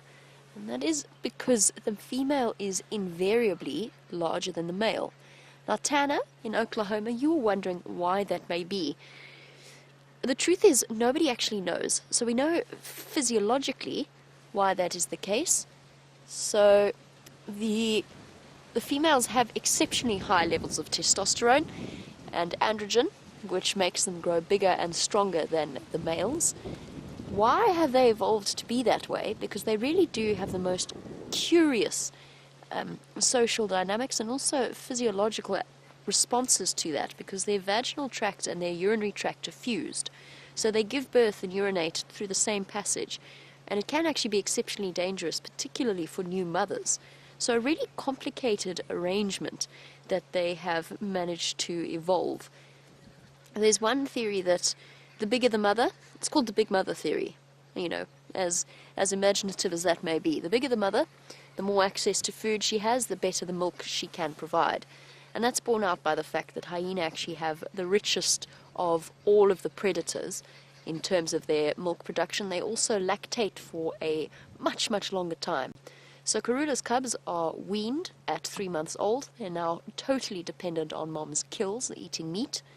Hyena cubs will suckle for up to, in some recorded cases, up to a year and a half that they will suckle their cubs.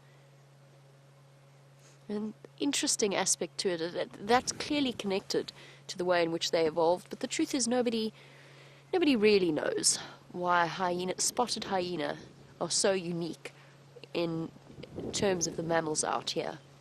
Very, very unusual. The bush is a very patriarchal place. The males are invariably larger, they're stronger, they have a tendency to sort of bully the females, if you could put it that way, just in terms of survival. We can't quite phrase it like that. Hyenas are just such an exception. They break the mold. Quite literally, they broke the mold. An interesting thing. And I think that the more we start to learn about hyena societies, I think we've barely scraped the surface in terms of research, and that's not to undermine the intensive years that many researchers, dedicated researchers, have put into researching hyenas. But I just think there's still so much that we have yet to discover about them. And isn't that awesome? That we live in a time where we're just going to keep learning more and more and more about the animals that we get to see.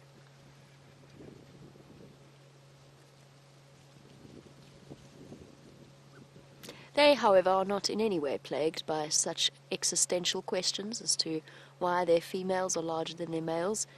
The biggest question in their mind at the moment is, are there going to be more members of the clan arriving, and will we get some food? Or will those greedy lions finish it all off? It's probably the most important factor of their day. I was hoping that we might see the new mother of the brand new little cubs that we've only just recently seen popping their heads out of the den. Her name is Gwen, and her cubs are probably not much older than a month and a half, around there. I was hoping she might make an appearance to get some food, but I think for now she is a low-ranking female, so I think she's staying at the den site with her cubs.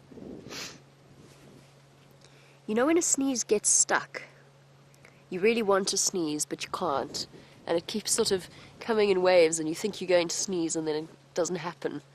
I'm stuck in one of those positions. Your eyes start to water. You're just desperately waiting for this sneeze to make an appearance. So be warned, everybody. It could come at any time. Just to let you know. Oh, come on. Aren't you meant to look into the light? You're meant to look at light to make yourself sneeze. Photosensitivity. It's not working.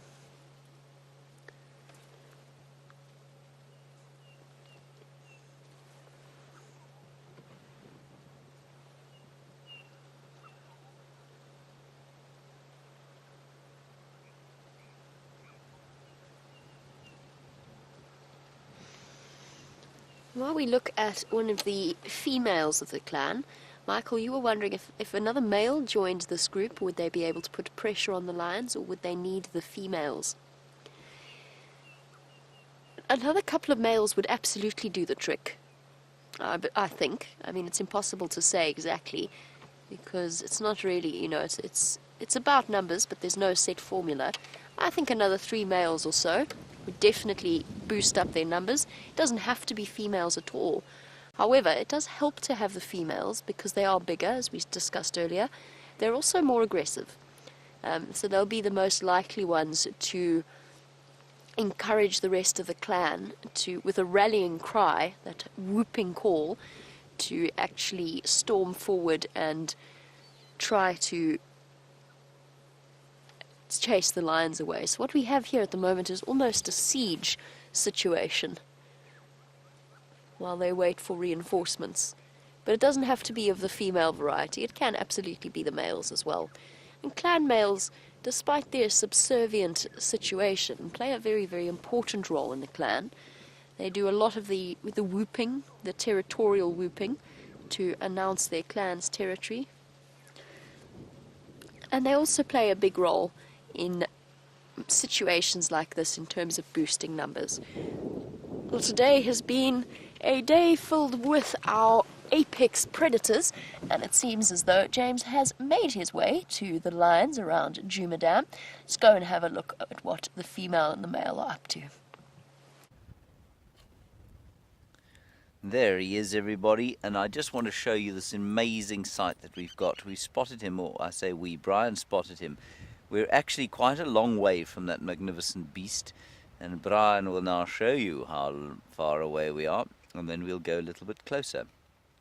Look at that. Isn't that a beautiful scene? I mean, bar the vehicles, of course, and that's not the vehicle's fault. I just think it's wonderful to be sitting so far away from a lion with him in such perfect view and beautifully backlit by the rising winter sun, which has this cold front, although it's was very unpleasant this morning, has actually rendered the air extremely clear, and that's why the light is so pretty this morning. So let's go around the way and have a look-see. And of course, as I have many times said to you, that's what you've got to look out for if you're walking. You're going to be looking for exactly that sort of a view. So apparently these two have been, well, in the state of attempting some sort of conjugal pairing. But as one of the viewers pointed out, she appears to have a headache.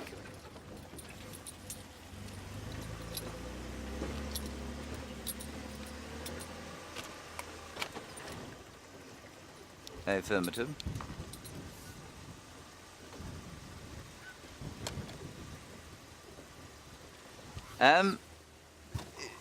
Sorry, Kirsty, can you go with the name there?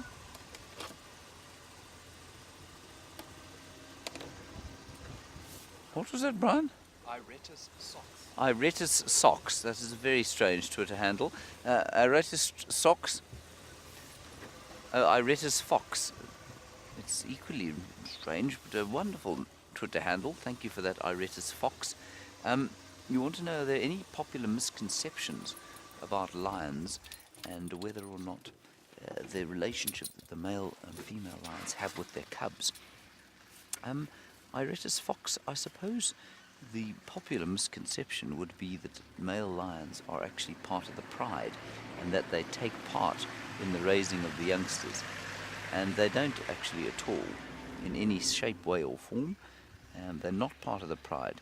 The pride is females and their babies, and the males are separate from that. They form coalitions on their own, and they're not actually part of the pride. I think that beautiful lioness has spotted some nyala behind us. Isn't she lovely? That's really a very pleasant, very pretty shot indeed. Completely backlit, of course. And I think she has spotted some kind of lion, some prey item the other side there. Isn't that lovely? See, that's a beautiful shot. Isn't that nice, Brian? The waving grass in front of them.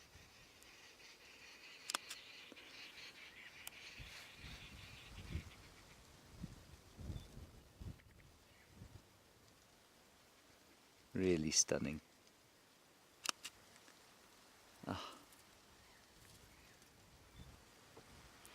Kathy, you want to know if this is the lone male that we saw here yesterday? Kathy, I don't know.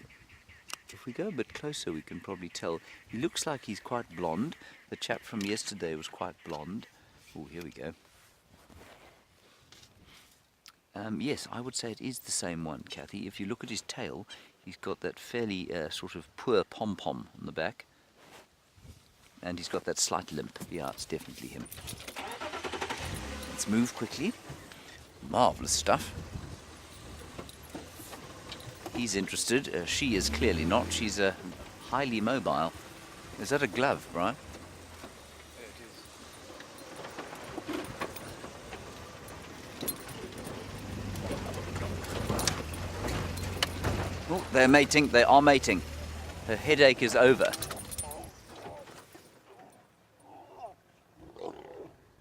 I'm not sure that was consummated, to be honest. In fact, I'm pretty sure that it wasn't. So she may be just in the sort of early stages of estrus and not quite ready to mate yet.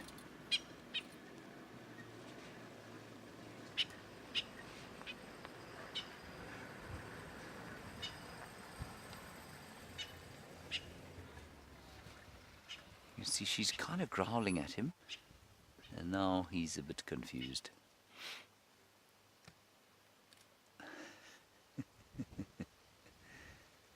Yeah, I don't think they consummated that. I think it was an attempt, but I don't think they actually managed.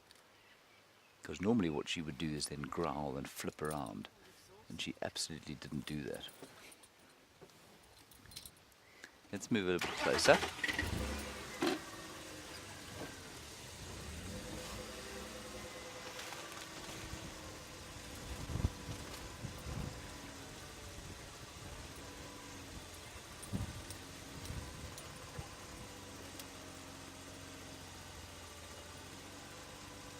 Ease our way in here. We are quite close now, so I'm going to move quite slowly and try not to make too much noise.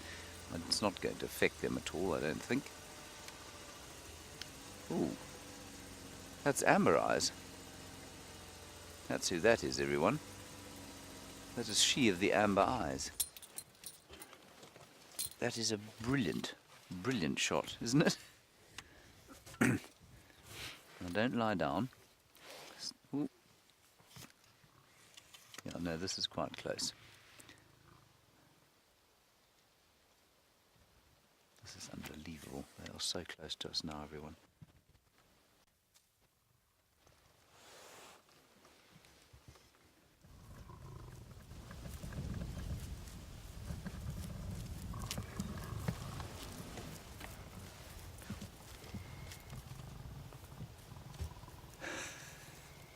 They've lain down 4 feet behind us now.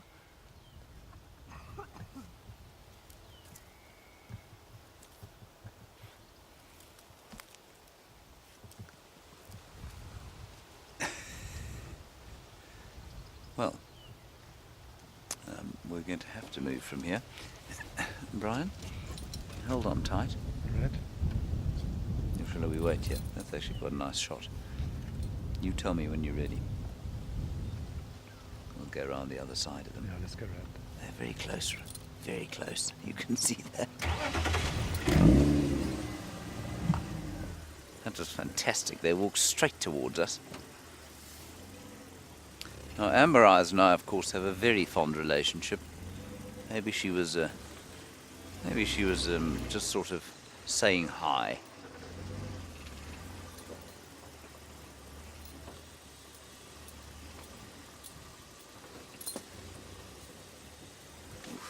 This light is going to be horrible. Hang on. Sorry, the shadows are a bit long, everyone.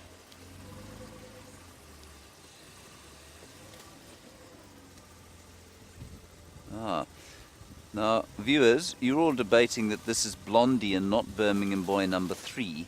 I think that if you look at him now, in this light, you will see that I think he is number 3 from yesterday. I'm not sure. Look, I'm not great with this sort of thing, but he's got the same kind of mane that I saw yesterday.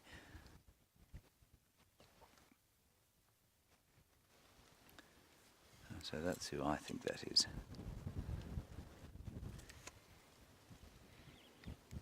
And she clearly is not that interested.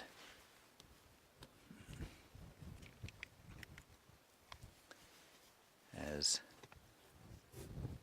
she's shown us, and as one of our viewers said, perhaps she does have a headache, but that's definitely Amber Eyes of the Nkahuma Pride.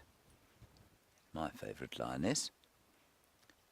And for those who think that that isn't, that this might be blondie, you can see his mane isn't quite as blonde as it looked when it was being backlit. You see that? And you can also maybe see that he had that limp. And that limp is quite characteristic, I think, of that pom-pom-tailed or poorly pom-pommed B-boy number 3. What did we call him yesterday, Brian? What did we call him? Poor pom-pom or something like that? Something along those lines. Scaffy pom-pom. Scaffy pom-pom, that's what it was. Skinny pom-pom, there we go. Thank you, Kirsten. I think Skinny pom-pom, rather than B-boy 3, is a much better name.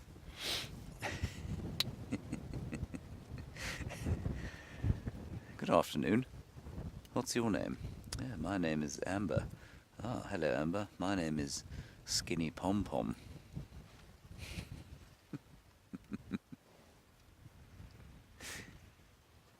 Inspirational.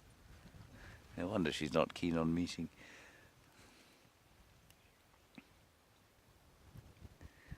Now, ideally, of course, for the light and everything else, we want them to be lying precisely 180 degrees from the way that they are now. We get a wonderful picture of both of their faces in the shining sun. I'm not going to move from here, everybody, because we'll get between us and the vehicle behind us, at least in front of us.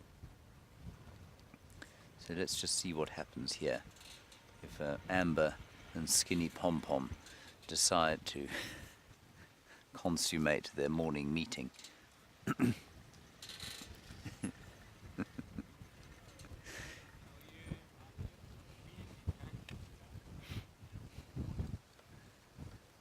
And this wind is icy. So although it looks like it's warm and sunny out here, it is sunny, but warm it ain't. And were one to want a scarf, the mane of Skinny Pom-Pom, of course, would be a fantastic way to keep your head warm. I think that's also why she's accepting him lying so close by. Normally they don't. And in typical cat-like fashion, do you see how she lifted her head? She's watching the leaves go past her, and they've arrested her attention.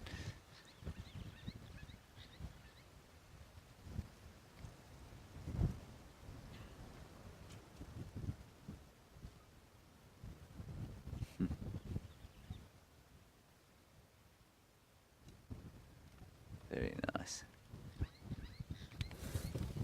Oh, at a slightly odd angle here.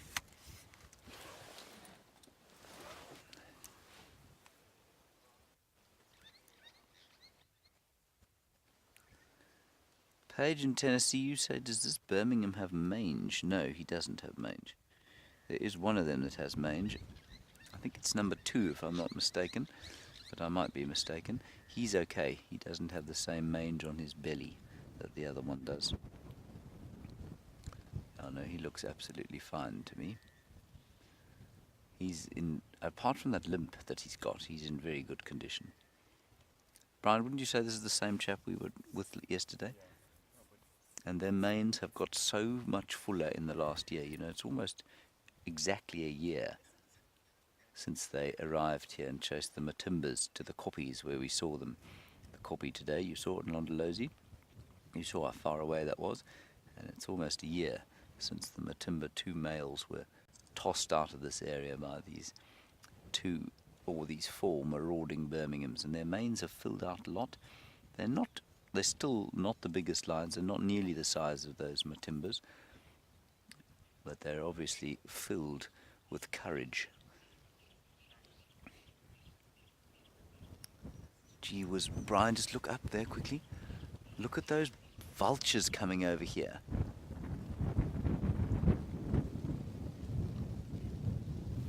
These vultures have been blown in on the storm, I think. And there's a huge thermal above us. Now they're up. Look at that. They're up, Brian. There's action. Michael, you're interested in why it is that they have black spots on their noses as they get older. I don't know why. I'm not sure why it happens like that. but it most certainly is a reality that as they get older, black spots develop on their noses, and by the time they're 6 to 7 years old, their noses are completely black. Here we go.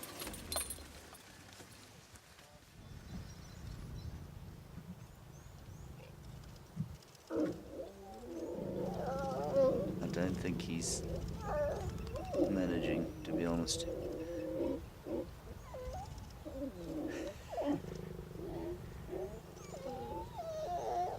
It's an astounding noise.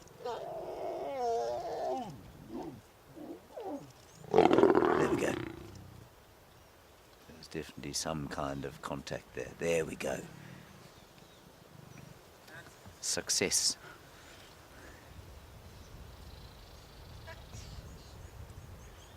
So you saw her response this time round completely different from the last time. The last time she just kind of lay there looking slightly disappointed. Now she's flipped over, and you saw she gets that very aggressive, flips around very aggressively, of course, because when he withdraws it is deeply painful, and last time clearly there was no pain.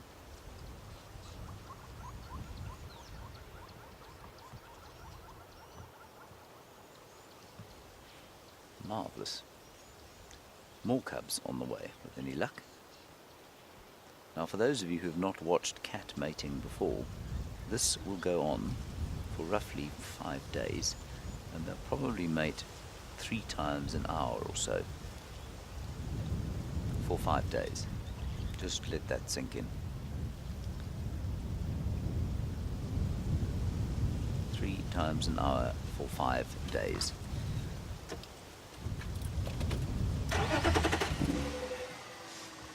Diane, very nice question from you. You say, will he attack her if he doesn't receive her? No, he won't. He doesn't really have that option. And like with many of the animals out here, the kind of concept of, I guess you would call it rape, is almost impossible, because unless the female is absolutely willing, it's impossible for the male to mate. Elephant's a wonderful example of that. Unless the female is prepared to mate with him, he cannot mate with her, because she has to stand in a specific way that he cannot make her do. Now they're looking up at those vultures, everyone. That's what they're looking at. See them watching the sky?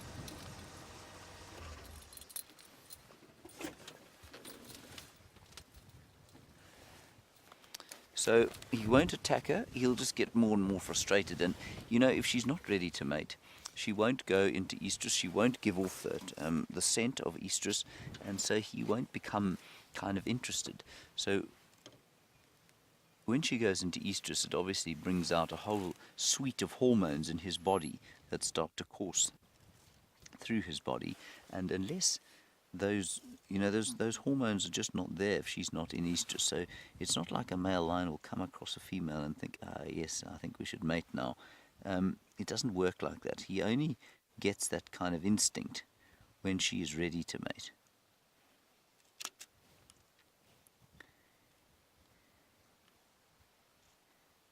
And they're watching these vultures.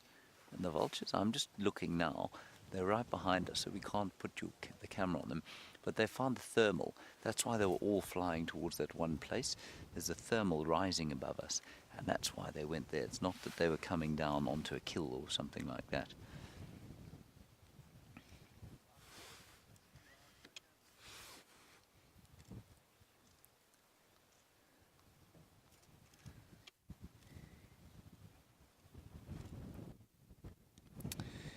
Now, Justin, you've asked the question. I hoped you wouldn't, but I will answer it for you, of course. It's a little bit awkward.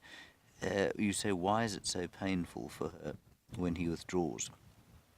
He's got what we've called a barbed penis. Now, I'm going to leave you to Google that, because you can actually get pictures of it.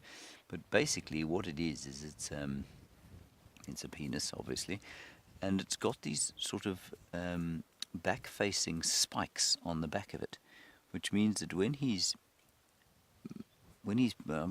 not to put too fine a point on it, as he penetrates, it works perfectly fine. I mean, works sort of normally, but then as it withdraws, those spikes, which are recurved, kind of hurt her, and the reason for that is that it creates a contraction, and it makes her contract, and what that does is to create a situation where I think it helps her to ovulate, and I think it helps him. I think it helps the sperm to get up to where it needs to be. Look how close they are to those people. Oh, here we go. And it's almost completely unlike with leopards, where she will kind of stick her back end into his nose. She just kind of walks away, and that's normally what starts off the mating with lions. And if you watch him carefully, he'll try and trip her. He'll just sort of flip her back legs with his front legs.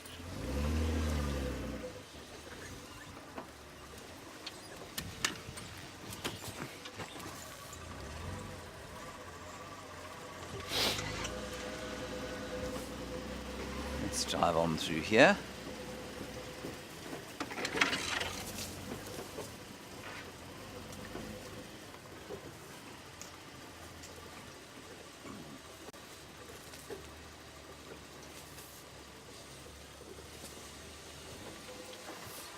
Ah, no more. He wants to have a snooze.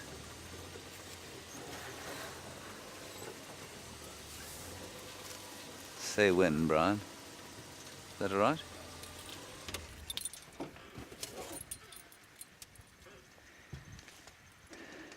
And you can notice, you can see here how very amber her eyes are, how very orange. I think they're oranger than amber, to be honest.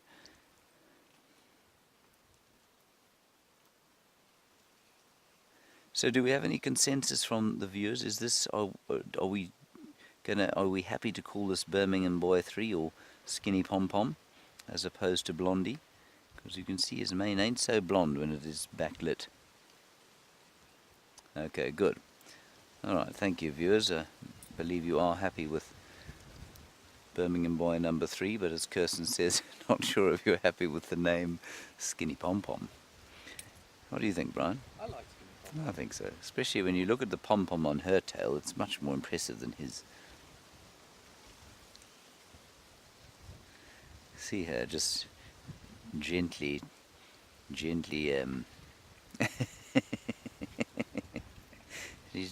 she's gently tickling him there with her pom-pom. Safari Dean, you say at the next rangers meeting in this area they should take a vote as to whether I should ever be allowed to name an animal again. Safari Dean, if I didn't know better, I'd say that you were casting aspersions on my naming abilities. I said, rude. George and Charlotte and Zara, brilliant names, all. Skinny Pom Pom.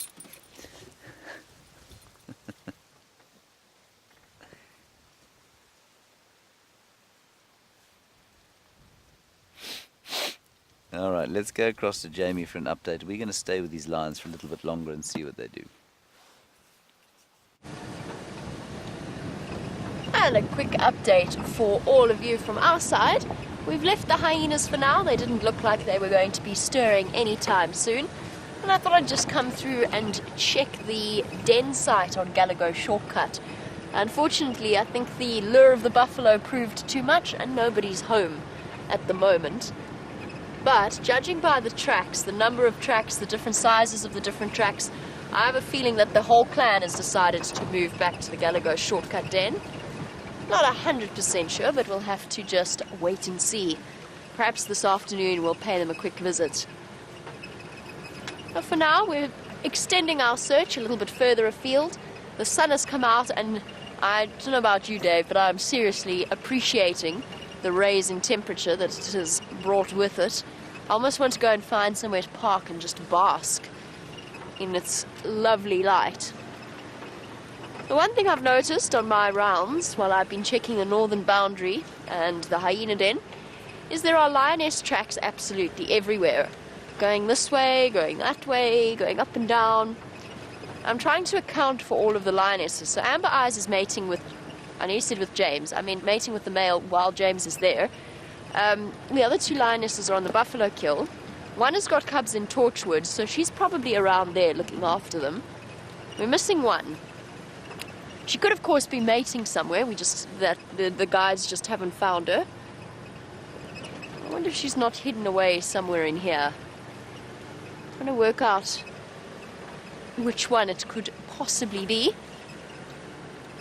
I'm looking forward to the time when all of this has settled down a little bit and the Nkuhumas come back together when the cubs are old enough to move out and about with the rest of the pride.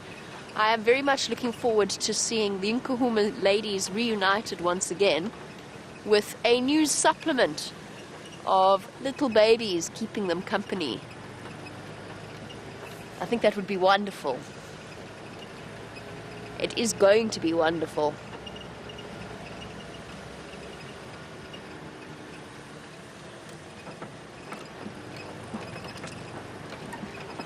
And of course, sorry, these lions have just been absolutely everywhere today. I can't show you those tracks at the moment for a very good reason that I can't explain to you. You'll just have to take my word for it. I'll look for a nicer track elsewhere. Sorry, we can't talk about the Nkuhumas without, of course, thinking of their young boy, Junior, the Nkuhuma male. Now, HK, you were wondering if there's any updates about him. So obviously the last update we had was that Junior has found a friend. In the form of either a Mangeni sub-adult male or one of the other young males. We don't know exactly where his buddy came from. We haven't yet worked it out. But we do know that he has a friend which dramatically increases his chances of survival. HK, I'm afraid to say I haven't heard any further updates. Just want to show you these lion tracks for a brief moment. I can now. The light's much nicer. I'm going to try and jump out ever so quickly. I can't. My door is stuck. Ow. There we go. Nothing a little bit of a sort of force doesn't fix. This is, just judging by where we are, we're probably about half a mile or so away from where James is. I think this is most likely the lioness that James is with. Now I've put my shadow in the track. This is her back track here, and I know it's a lioness just by the size. So this is her back foot. There's just the hint of the 3 lobes in the back pad, and there her toes are telling us which direction she's going in. To me, apart from the size of the track, lionesses' tracks to me are a little bit neater and always a bit sharper than that of the male. The males are more rounded and there's a bit more space between their toes. Now, a lioness tracks are a bit more compact. If this is a male lion, my drawing stick is not ideal. If this were a male lion and this was his back track, you'd be looking at a track that's probably that much, ooh, that's a slight exaggeration, that much bigger than a lioness track. So it's almost, lions and lionesses is probably the easiest one to tell the difference between, just in terms of size. Male tracks are enormous. Even when the males are still young, when they're still around 2 years old, their feet are still much, much bigger than the females. I wonder where Junior will end up. Speaking about males and females, will be interesting. Of course, we were all very concerned about him in his initial stages of separation from the rest of the pride, particularly when he made a surprise return, which wasn't ideally timed. The lionesses had just had cubs, and I can't imagine they were terribly pleased to see him. Well, no more do you have to look at the footprints of lions, for James has the real thing in the flesh. No more do you have to look at the footprints. There we are, everybody. Nothing has changed, but mercifully these lions have not gone to sleep and put their heads down. So here they are, and they are just sitting, and I think he is waiting for her to make the next move, as it were. And with any luck, we too will be blessed with the sighting of them mating again. I've always felt slightly, well, I don't know, I felt slightly bad about watching animals mate. I don't know why we put such an enormous import on it. We tend to, consider it hugely I don't want to use the term entertaining, but we certainly have the impression that it's one of the most astounding things to see, and it is. But why is that the case? When for us as human beings it's the most private of activities, and yet when animals get busy with it, we are fascinated by it, and we film it, and we we become really excited by it. It's one of the, if you've got a mating pair of anything on the reserve, we'll make an effort to go and view them. And I've always found that slightly incongruous, given the private nature of our own attitudes to the activity. What do you think? Let me know if you like. #SafariLive. questions@wildearth.tv. It is a Sunday morning. And it is a beautiful Sunday morning. There's a wind blowing, of course. You can see from the beautiful mane hair of this male lion.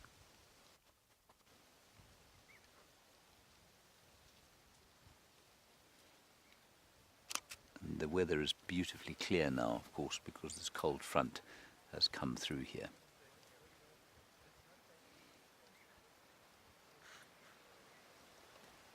You can hear the wind blowing still, and these guys are smelling things on the wind. They're constantly looking up. Otherwise, I think they'd have gone to sleep by now. They're starting to warm up a bit in the sun. They may well go to sleep a little bit later, or she's certainly starting to look a little bit like she might want to go to sleep.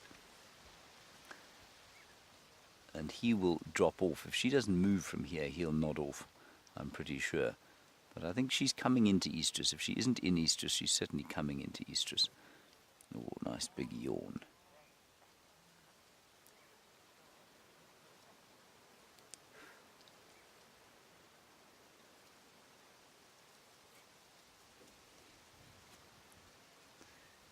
And they're smelling things. See, they're both looked now. They've heard something maybe. There was a big herd of nyala around here earlier. There are impala around here. They are near one of the only bits of water, and that's at the Djuma Pan, which is just across the dam wall. We drove across the dam wall. It's the only bit of water that there is around here.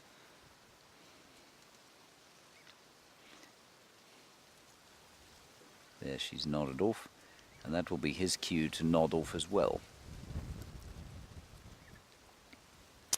Anna-Marie, you wondering about why lions you think don't seem to like waterbuck. Anna-Marie, I don't think that they dislike waterbuck. I think that they, it's a bit of a misconception that they don't eat waterbuck. Here we go.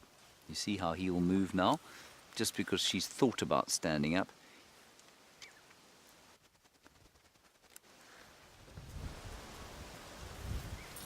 Ooh, very close by, you can see. Just over there, lions too. She doesn't seem that keen. Not sure we're gonna get round there. Oh, there, it's happening, everybody, it's happening.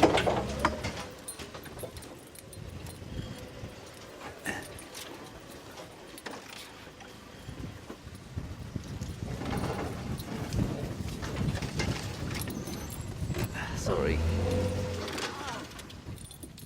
Now you see, I don't think that consummated again. You could see that she didn't roll over. She didn't take a swat at him.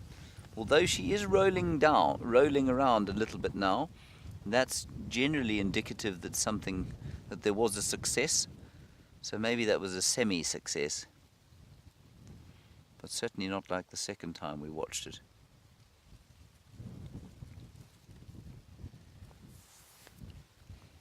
Interesting that she chose to run off there like that. I don't know why that should be the case. I've never seen that.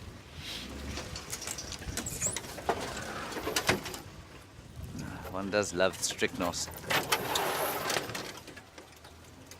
Is that okay for you, Brian? Maybe we'll just stop here.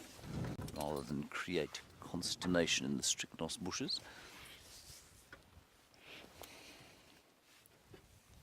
I've never seen that before, you know. I've never seen the lioness get up and run, and then him run. Well, I mean, he will obviously run after her.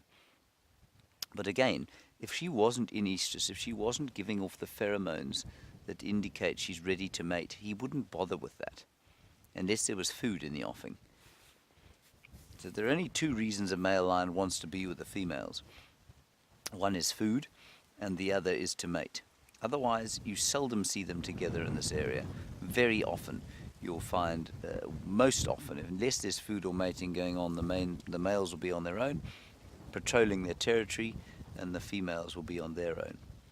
There's something on the wind too, every time she lifts her head and looks around and sniffs towards the north, which is odd because that is certainly not where the rain is, where the wind is coming from.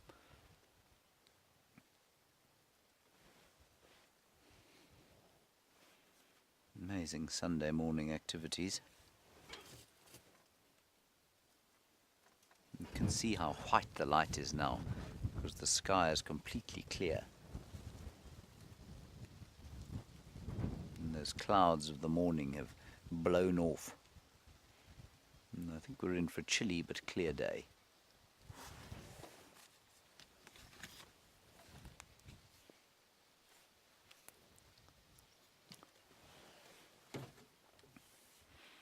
It's very nice.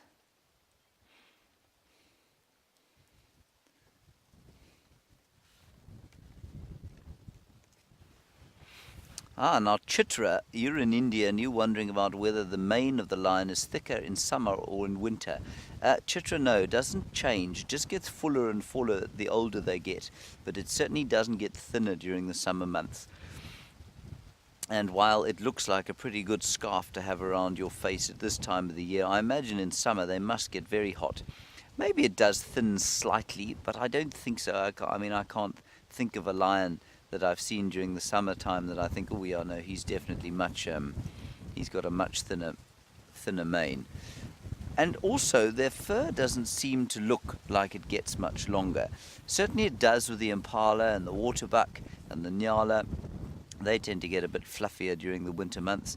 But I don't notice an obvious difference with the cats like this. I don't really seem to see a difference between the length of the fur between now and in summer. And I mean, it gets very, very hot here in summer, but it doesn't get very cold. I mean, it's probably, even with the wind chill factor now, it's probably maybe 9 or 10 degrees Celsius, which is not that cold, especially if you're in the sun and sheltered from the wind. So I think that's why they probably don't get thick fur. Up in Johannesburg, it tends to be different on the Highveld, where it gets much colder than this, much more consistently. Then the animals tend to put on a lot more hair during the winter months.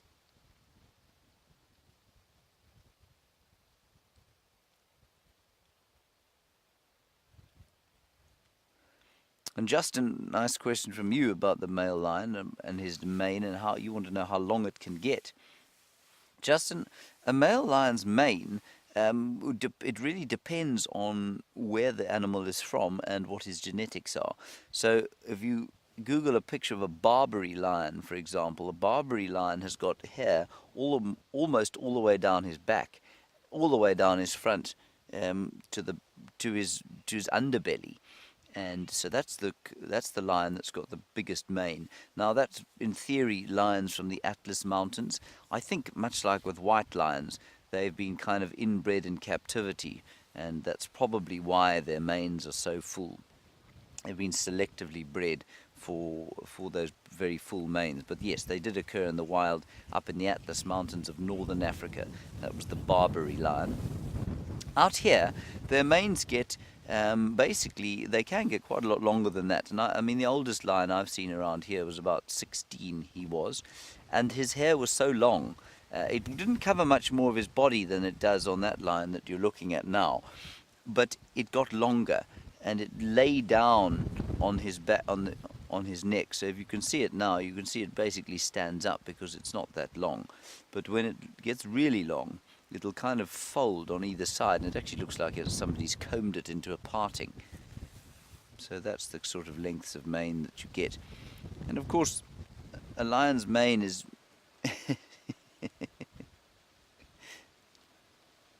she looks like she's all just too exhausted by this. A lion's mane is coloured according to the amount of testosterone that he has in his body, and you can see his mane is starting to go black. And a very black-maned lion generally has got a greater proportion of testosterone in his body than a less black-maned lion.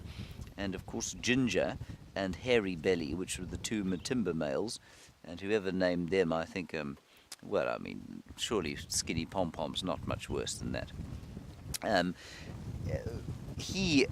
Hairy Belly had a much, much darker mane than Ginger, and he seemed to do the bulk of the mating from what I could tell. I didn't spend a very long time with them out here, but certainly any mating that I saw with the Matimba males and a female was normally with Hairy Belly, because he had that very black mane.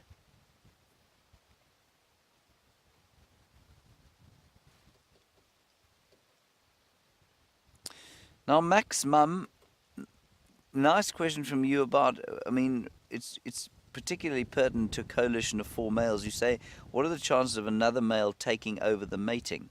Max Mum, I'd say very small.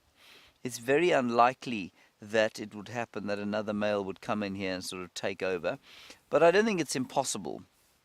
And certainly there is some evidence to suggest that lions do have multi-paternity, so a litter of lion cubs may have more than one father. And so, yeah, she might mate with another male. Normally what happens, though, that whoever gets in first will go the course, so he will stay with her until her estrus cycle is over. And interestingly, they tend not to fight over mating opportunities within a coalition. They can fight, but they tend not to. It's unusual for them to fight over females. It's very common for them to box each other senseless over food. But over females, they don't tend to worry that much. Well, that's not always the case, but it is quite often the case. Also, that wind is quite icy, isn't it, Brian? I've had to put a blanket on my legs again. Some might say it's a brutal wind. Some might describe it as brutal, yes.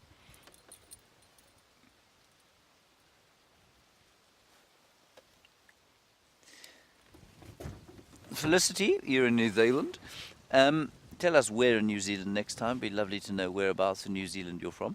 You say, how often will they hunt during the mating period? If they'd just eaten something, they wouldn't hunt at all. Excuse me. Excuse me, let me just get my composure back. There we are. But if they haven't eaten, these guys don't look very full, so they may well go hunting. And would they hunt together? Yes, they would. They'd hunt cooperatively together. Most likely to be something small that they managed to spot in the bush sort of walking past. Then they might go after it like a nyala or something like that, and they'd probably eat it quite quickly. But they wouldn't, if they were, let's say they just finished a buffalo together there, and you know they had big fat bellies, over the course of the 5 days they wouldn't necessarily need to eat at all. They'd be very hungry at the end of it though. Let's just move a little bit around the corner here. The wind is coming up again.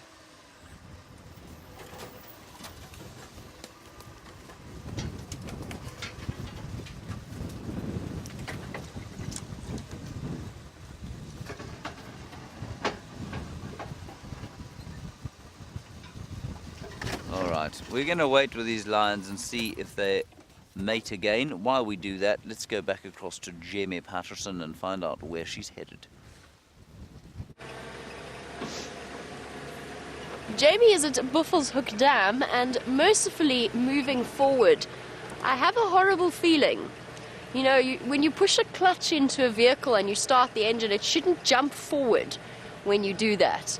I have a horrible feeling that Wendy's clutch is about to stop working, which is a little bit of a concern, but nothing too terrible. I'm relatively certain we can fix that in a heartbeat. Hey, how optimistic was that? That was commendable optimism. I'm a little bit worried about changing gear, because I'm scared we might get stuck in neutral. Okay, should we do it? Should we do it? We're going to be brave. We're in first. Let's see if we can do second. No, we're good. Hey, we're okay. So what we're going to do is meander in the direction of home. We're not going to go home straight away. We seem to be working well. I'm just a little bit scared about turning off the vehicle and starting it up again. Uh-oh. Oh, Wendy. It's okay, Wendy. We'll go and have a look at her when we get her back to camp. Hopefully it's just a pipe that's leaking for some reason. Okay. Oh, the joys of vehicles. Our vehicles work very, very hard. They cover enormous distances twice a day, every day, over terrain that's not exactly your average suburban road. So you can imagine they take quite a lot of damage. And I think that Wendy's just decided that her clutch cable is getting a bit old and worn. The problem is, given Wendy's current age, she's an old lady, as are all of our little Land Rovers. They're stopping making the parts that you need to replace them, which means that when things like clutch cables go, we have to go and get them specially made. Luckily for us, Steph is near Hoedspruit, and it should be a relatively easy fix. Unless we see something extraordinary along this road, I don't think I'm going to stop the car.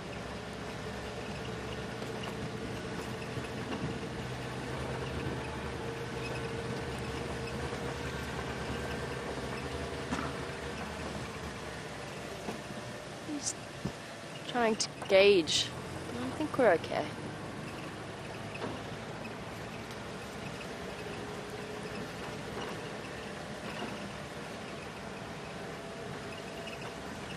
Ah, see, Howard, you have a fantastic question. You're one of our newer viewers. While we stop to... Oh, are we going to do it? Yeah, we're going to do it. We're going to brave the stopping.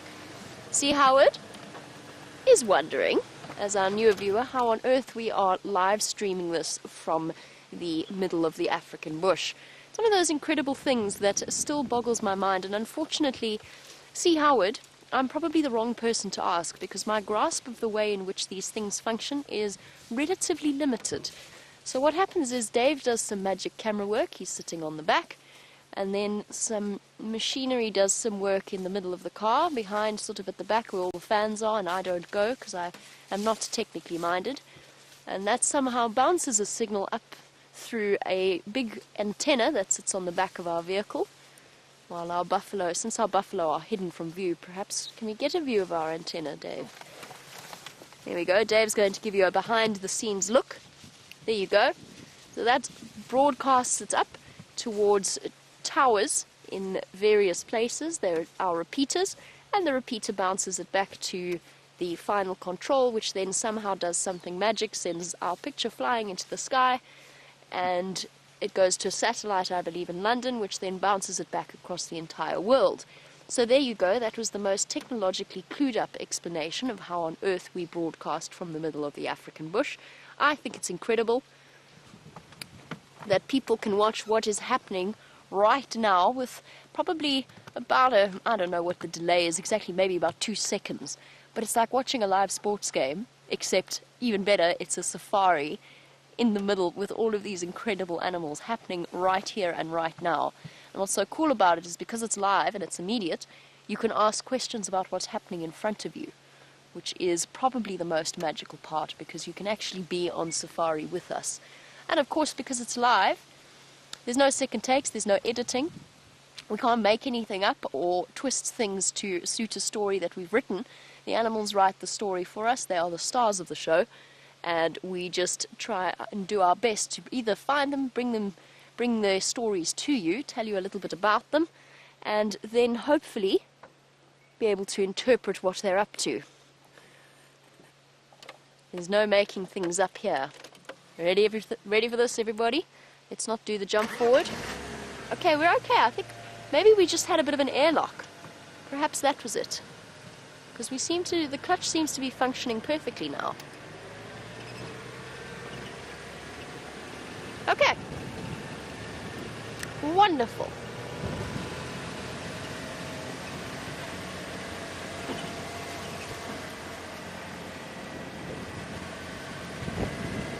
Well, since we don't have our buffalo to show you anymore, or indeed much else in the way of mammal life around Buffelshoek Dam, let's go back to the lions, who are showing signs of stirring.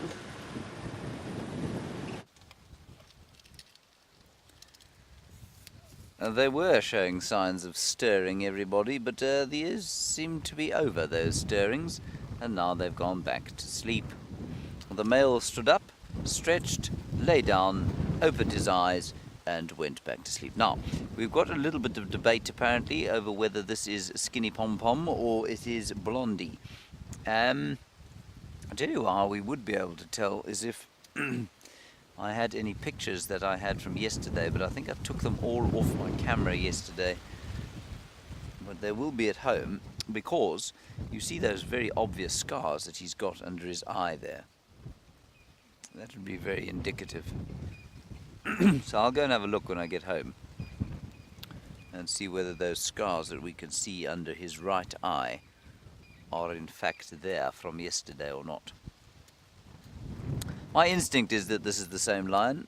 I could be wrong, though.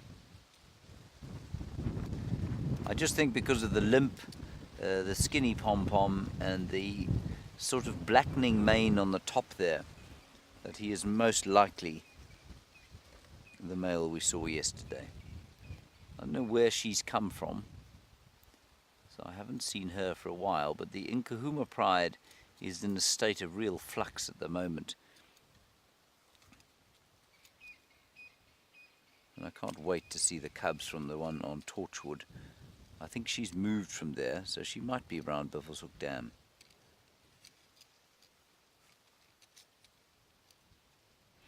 Now, Anna-Marie, you are agreeing with John Boy, I think, that having looked at pictures of yesterday's lion, you reckon that this is not number 3 and that it is probably number 1 or Blondie. I'm happy to go with whatever you guys think, because the only thing about this that I don't find congruous with yesterday is those scars under the eye. I don't remember seeing them. But that just might be me being unobservant. And it's not unusual for a male lion to have a limp.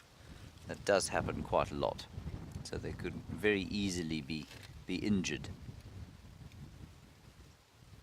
At the same time, remember we watched that chap yesterday, and he had a twitch. And it may have been a temporary twitch, but he certainly was twitching the left side of his jaw in much the same way that hairy belly does when we were viewing him. So maybe this is Blondie. He's going to have to get a new name fairly soon, though, because he ain't so blonde no more.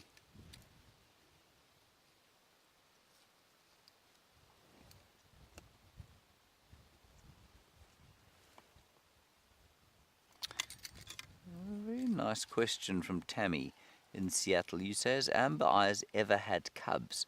Seems like she's been mating for a long time now and has never produced offspring.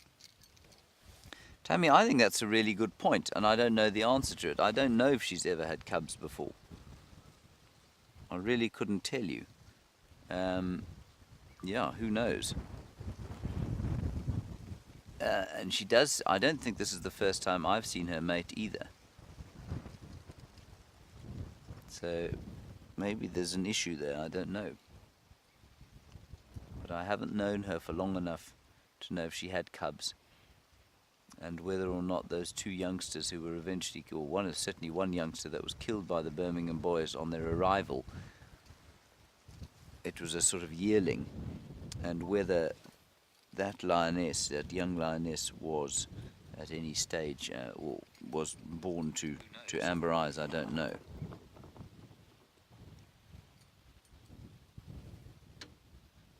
But now they are very flat cat. You see that, Brian? Yes, flat cat.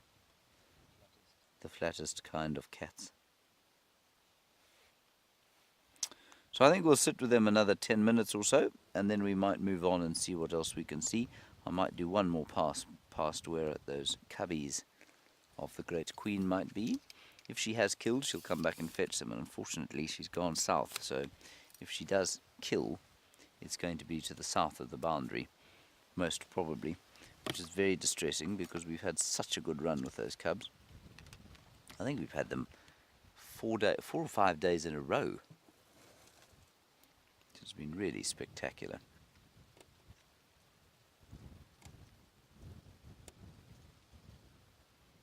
They're having a nice little snooze now on the sun, but this wind is quite bitter, very unusually bitter for this area. Brutal, yes, Brian, brutal, brutal, brutal wind. Yeah, I don't remember that scar from yesterday.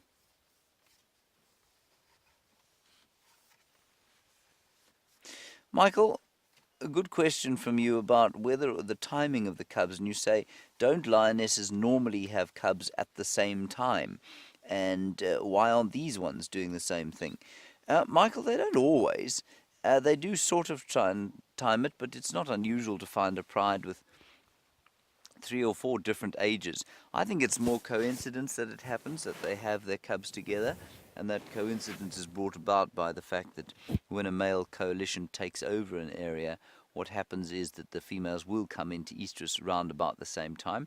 It's exactly what's happened here. Some of them will fall pregnant, some will not to start with, and if they do eventually fall pregnant, well, then they will have cubs together. Then normally those cubs, when they are raised, 2.5 years later they'll go off, the females will come into estrus again, and the males will mate with them again. And so you can see that the timing, because of the male coalition takeovers, is almost always going to be fairly similar. But it's not timed like that, I don't think, for any other reason. It does help the pride because they do cross-suckle their cubs, but they certainly don't have to give birth at the same time. I hope that makes sense. I think it's by virtue of the fact that when the males take over an area, the females will come into estrus at the same time. Now, of course, that may well be an evolutionary advantage. They may well do that because they want to have cubs at the same time. But I've seldom seen a pride with cubs all the same age. It's quite often there's a month or 2 gap between them.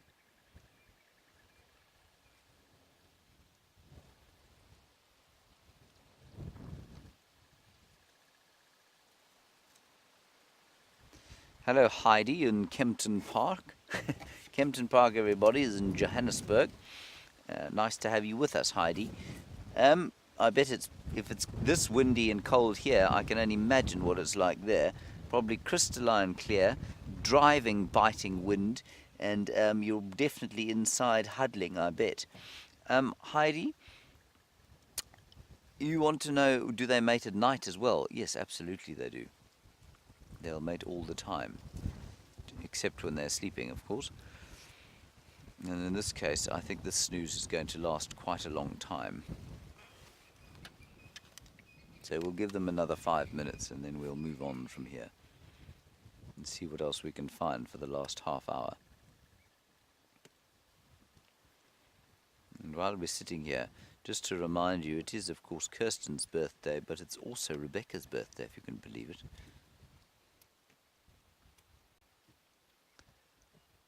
This is fantastic. We've got a question from China, which I've unfortunately missed. Go again with that, Kirsten. Look at the impala there.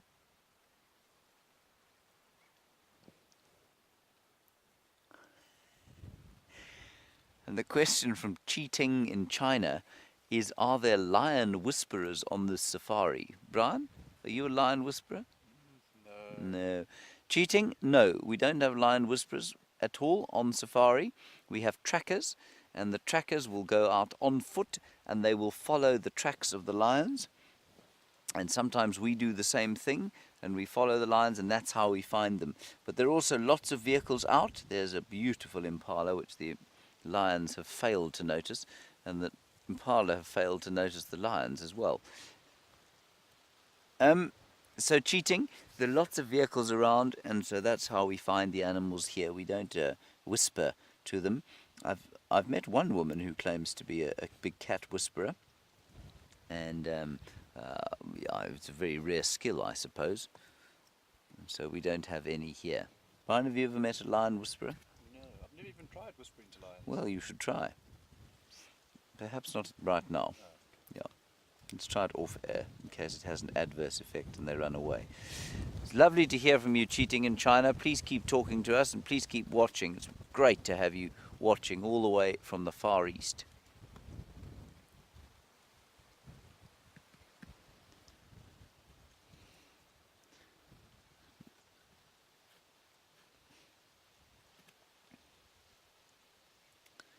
Safari Dean, that's quite a nice question actually. It's about, I suppose it brings wider issues of African towns to bear. You say, how often are big animals found in Johannesburg, or do they find their way to Johannesburg? Well, other than Brian and Brent Leo Smith, you know, big animals in terms of wild animals don't occur there anymore at all. It's a massive metropolitan area of over 5 or 6 million people, and so big animals, no, none. You might see a northern Pretoria, which is the capital north of Johannesburg. We have found a leopard before, which is quite interesting, and they still find leopard there sometimes, but that's because that's leopards that come out of the mountains and into the city sometimes, but that's very, very seldom. Highly unusual, and you'd be far more likely to find, I don't know, bears, I think, in towns around the United States than you would big wild animals in Johannesburg. It's a massive industrial sort of economic hub. That said, there are lots of little towns around Africa, and especially in places like Botswana. There's a town called Kasane on the boundary with Zimbabwe, and apparently it is extremely common to find elephants wandering down the main street. It's a little dusty town, though. It's not a city. But our cities are very much like the American cities, where it'd be highly, highly unusual, in fact almost impossible, to find a wild animal there. I'm just going to get on the radio quick and help somebody into the sighting. Station looking for sighting of lions at Gari Dam. They are static on the eastern side of the dam wall, just to the south of the junction with Central Road.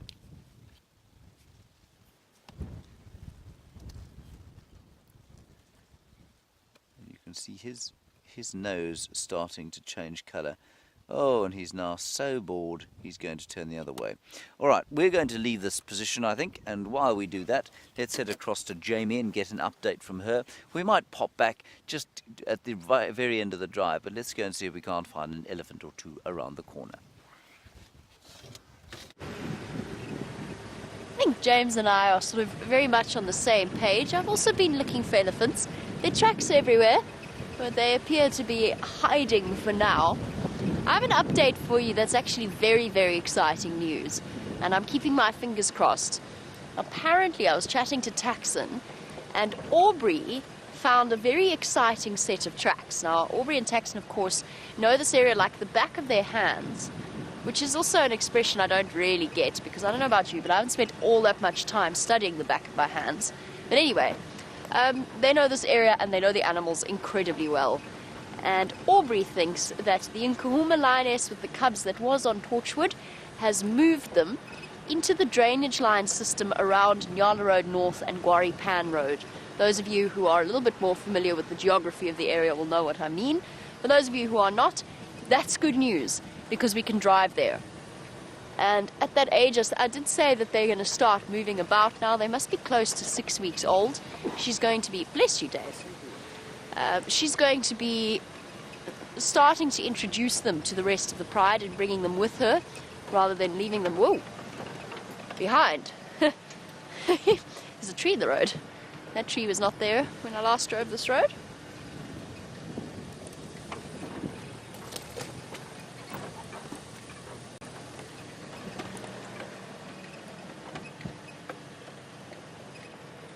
Anyway, terribly exciting news.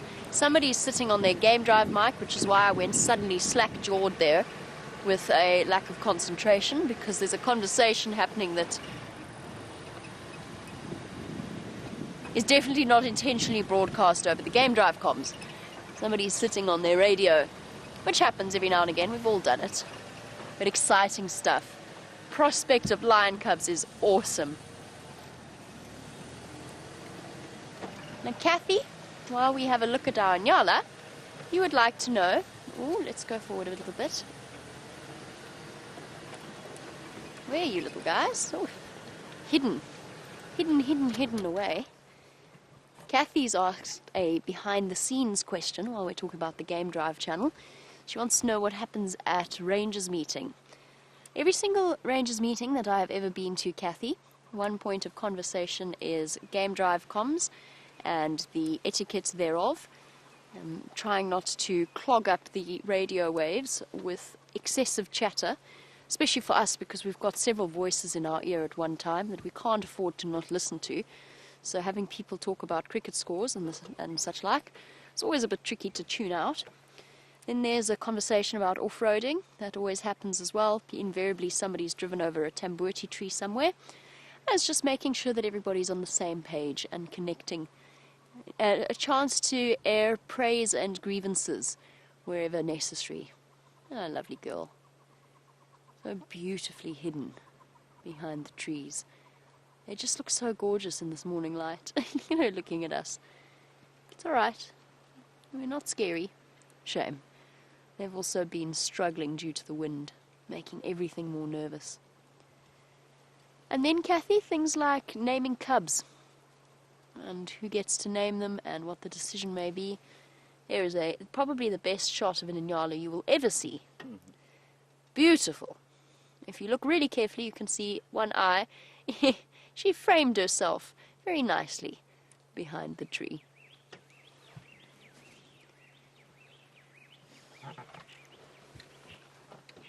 Mostly, Kathy, to be honest, what we talk about is the animals themselves. So we'll give updates on, because obviously everybody feels, we all know the individual leopards, lions, whatever else they may be. We talk about which elephant bulls are a little bit cheeky, which ones should be avoided, which ones are wonderful, what the leopards are doing, how they're doing. That, I think, is the predominant discussion that happens behind Rangers meetings.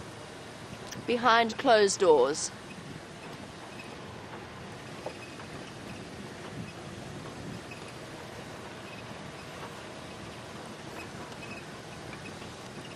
Now, Justin, on the subject of naming things, you'd like to know why Djuma is called Djuma.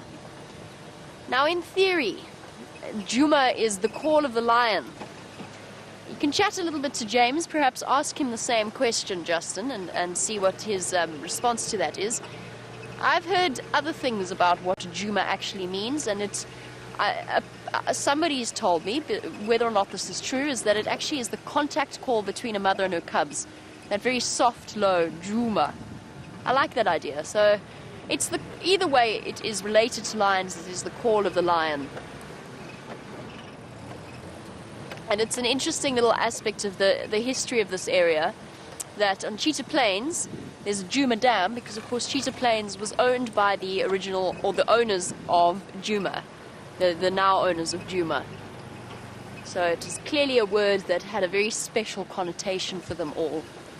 Interestingly, I met up with somebody who grew up on Mala Mala, and his cousin or brother, I can't remember, I was chatting to both of them.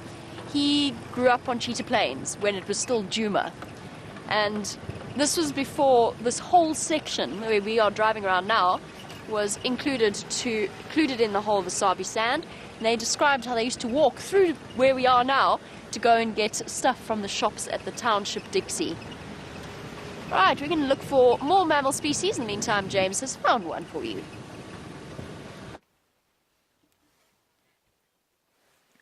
There's a steenbok, everybody. Now, we've parked a long way away, so if it's a little shaky, it's because every time I breathe, the car moves slightly on account of my vast mass. But we've stopped away from the steenbok by about, Brian, what does your camera say? 50 meters? Yeah, about 35. You really think that's only 35 meters? 37. 37 meters away, plus minus is the focus, not sure I believe it. And they think that she thinks we can't see her because we're so far away, but she's watching us very carefully. Now, what's nice about this situation is that because she thinks we can't see her, she's going to stand still. See, she's chewing her cud. And we very seldom get to view them for any length of time, because when you spot them, they're quite close by, and then once they realize they've been seen, they run. And she's standing dead still, like a stone, hence steenbok, because that's their defense, trying not to be seen. Now, this is not a nice day for a steenbok, simply because the wind is blowing so very strongly, which means those huge ears that she uses like satellite dishes to hear potential threats coming along are severely compromised by the rustling in the leaves. And while we find the rustling in the leaves quite appealing, the steenbok not so much. I believe you were being asked why Djuma is called Djuma. As far as I understand it, everybody, Djuma is the sound, the Shangaan sound for a lion call. So if you think of a lion calling, it goes Djum, Djum, Djum, and that's why it's called Djuma. But I have heard another Shangaan word for lion roaring, and that's Vomba, Guvomba. And I think one of them is that soft call, the jo, jo, jo. And the Vomba is probably the overriding roar that they make. You know, they go roar, Brian. You know when they do that? Yes. Roar! Roar! Yeah, just like that. Brent likes to do his impression of a lion roar. That's mine. Roar! Roar! Roar! Roar! Roar! Roar! Roar! Roar! Ow! Splendid. I'm sure they've crash cut to Jamie by now. We're driving up Hyena Road at the moment, and we're hoping to find an elephant because there were some called in here. So we might be very lucky. I can smell some elephants, actually. That sweet honey leathered smell.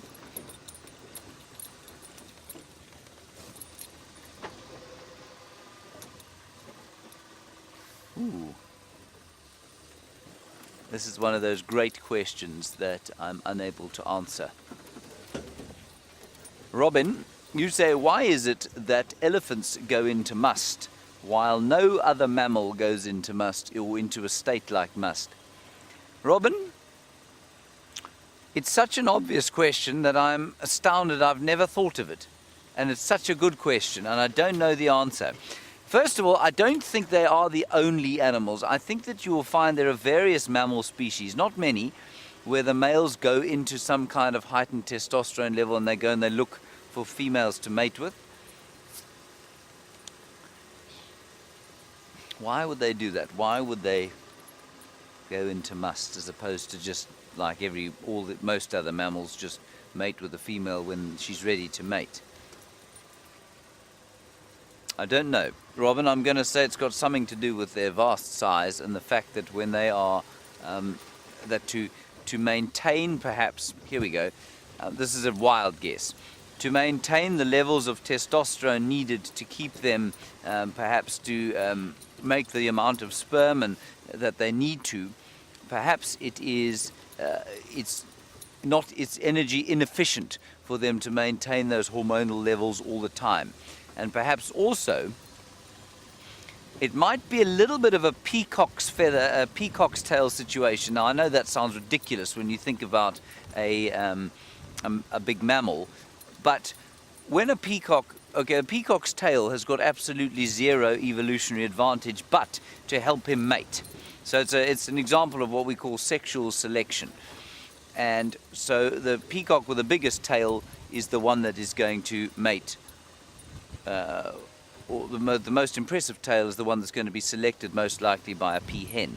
Now maybe elephants have been sexually selected for that very pungent smell and the massively increased testosterone levels, and maybe they come into them, it's inefficient for them to be in that state all the time, it's energetically massively expensive for them to be in that state all the time, so perhaps they come into that state periodically. And the more they display that, the more likely it is that they'll be selected by a female, but they can't maintain it all the time because it's too expensive. Does that give you some kind of an answer? I'll try and do a little bit of research into it, but I think it's a really great question, and that would be my guess. Because yeah, I can't think of another mammal. I seem to recall hearing of other mammals that go into a similar state, but I can't actually recall seeing. I've certainly never seen another mammal in some kind of heightened state like that. Great question. But okay, so here's a let's think about buffalo, for example. Buffalo, when they live in a herd and when they're around females, they have their gonads or their testicles get much larger, and they hang down below the very impressively down below underneath the body. And when they're not in a herd and when the chances of them breeding are not there anymore, then they tend to atrophy. Now, I suppose that might be considered something like a must, and it's not a permanent position apparently. So if a buffalo's testicles can atrophy and sort of go up towards the body, and then if it goes around females that are in estrus again, they will drop again. And in fact, here we go, my brain is starting to unlock all sorts of things here. If we look at male impala, surely their rut must be considered something of a must, period, because they're not always ready to mate. And during their period, their rut, their testicles drop, their testosterone levels go up, their muscles get much bigger around the neck region, and as they prepare to mate. And that must be considered a kind of must period, because the rest of the year they're not in that same period. So maybe it's just that the elephants are non-seasonal breeders, and so they don't come into must at the same time. That's probably a better description of what's going on. There you are. There are a number of guesses. You can pick any of them as you like. I'm going to just stop here and let's have a listen, because apparently the effluents were around here. They may have headed towards Buffelshoek Dam, which is not too far from where we are now. But all I can hear is the rustling of the wind in the trees, as opposed to the breaking of branches. Alright, we don't have very long left. I'm going to speed towards Buffelshoek Dam quickly. See if we don't see them there. It's mercifully starting to warm up a bit now. Let's go across to Jamie while we head to Buffelshoek Dam. While James bounds off towards Buffelshoek Dam, I'm on my way back to our lionesses just to check in before the end of the sunrise safari, see whether there's been any changes or whether or not the hyena have moved any closer or have moved farther away, or if they're just sleeping still. Let's go and find out what's happening there. Gonna move relatively quickly, we're quite close, but I want to get there with a bit of time to spend with them before we finish off for the morning.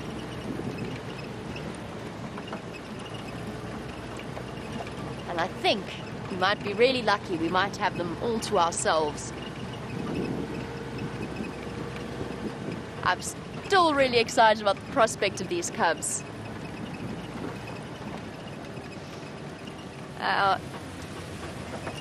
I've seen a lot of articles recently as we go towards our meat-eating lions about people feeding their dogs and cats on a vegan diet. Now, Justin, you wanted to know whether I think a lion could survive on a vegan diet, and the answer is absolutely 100% not. They're obligate carnivores, which means they have to eat meat. They've had thousands of years of evolution telling them that this is what they are geared towards eating. Their digestive system works on that principle. Their teeth work in that way. There's no way on earth a lion would be able to lie down with the metaphorical lamb, so to speak. They have to eat meat.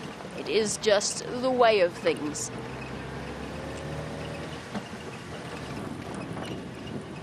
It'd be interesting though.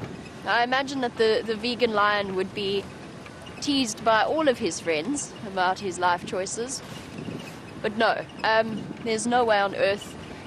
There's no way that they would get the protein that they need, because their digestive systems they don't have either the ruminant system with the 4-chambered stomach, nor do they have the bacteria that the hindgut fermenters like zebra do. And those play a crucial role in providing those animals with the nutrients that they need. We don't really have huge protein-rich legumes, which a lion could munch into. Look, sometimes lions eat grass, sometimes they eat leaves. That's only really when they have an upset stomach, though.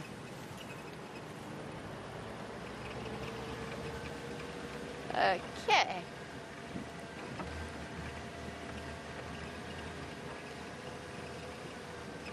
Not a silly question at all from Joey in Australia. Joey wanted to know whether lion cubs ever catch birds or lizards to eat. It's not a silly question. Perhaps less so than leopard cubs might, because leopard cubs start practicing their hunting skills a little bit earlier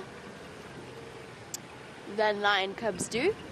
But no, lion cubs definitely practice. They play hunt. They're not as good as it as leopard cubs are, because they're social predators. They're social. Oh, hello. This buffalo carcass has attracted scavengers. A hooded vulture takes to the sky for now, and he's going to settle and wait for his opportunity to pick at the scraps. Looking beautiful, I think, in the morning sun, despite their reputation for being rather ugly creatures. So Joey, those hunting skills that baby cats practice, baby cubs, baby kittens, whatever they may be, are essential for their survival, as is the playing that they do with each other. So that the play with their siblings and with their cousins builds up the coordination and the strength that they're going to need at a later stage. They're just practicing the skills they'll need to be big, fearsome hunters like our lionesses that we're about to have a look at. Both of whom have, I think for now, sated their appetites and have settled down for a time spent resting in the shade. Hey girls, it's okay. All right. Here we go.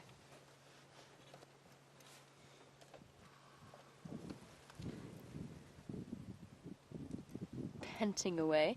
We spoke this morning about the fact that their digestive process produces an enormous amount of heat. Their carnivorous digestive process. And that in turn makes them hot, even on a winter's day like today, where the wind carries with it, despite the warmth of the sun, the wind certainly carries a chill. But for them, I think at this point, they're uncomfortably warm, which is why they are panting, as they always do with full bellies.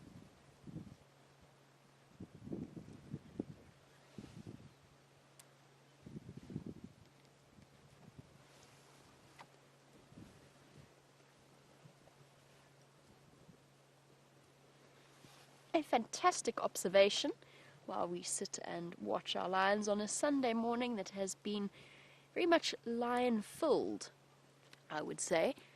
Robert's been looking closely at our lions and was wondering, why do lionesses, or well, why do lions in general have white eyeliner? And that's a brilliant observation, Robert, and there's a very, very good reason for it. It's because they're nocturnal.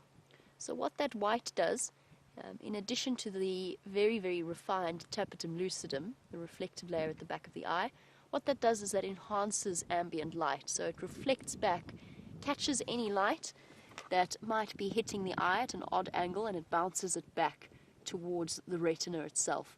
So all it does is it is a way of helping to increase the lion's night vision. And they can see as well as we can during the day at night. Not in colour, but perfectly crystally clear. And that's because they are nocturnal creatures, because they get so hot is one of the big reasons why lions are evolved to be nocturnal. It also means during their time of evolution that it reduced the level of competition that they would have come into with the other apex predator that they evolved with, and that of course is human beings. Now, Robert, the opposite is the face of a cheetah. And those of you will be familiar with the idea of the cheetah's tear stains, the dark stripes that run from the corner of the eye down to the nose. And that's because, in complete contrast to the lions, cheetah are diurnal, and in fact do most of their hunting in the morning or in the afternoon when the sun is quite low in the sky. So that reduces glare, like sportsmen or women with those dark stripes that they paint under their cheeks. The cheetah stripe or the cheetah tear tracks do exactly the same thing. They just help to reduce the amount of sunlight hitting the eye. While our lions snooze away, I believe that Mr. Henry would like an opportunity to say farewell to all. Let us head across to him.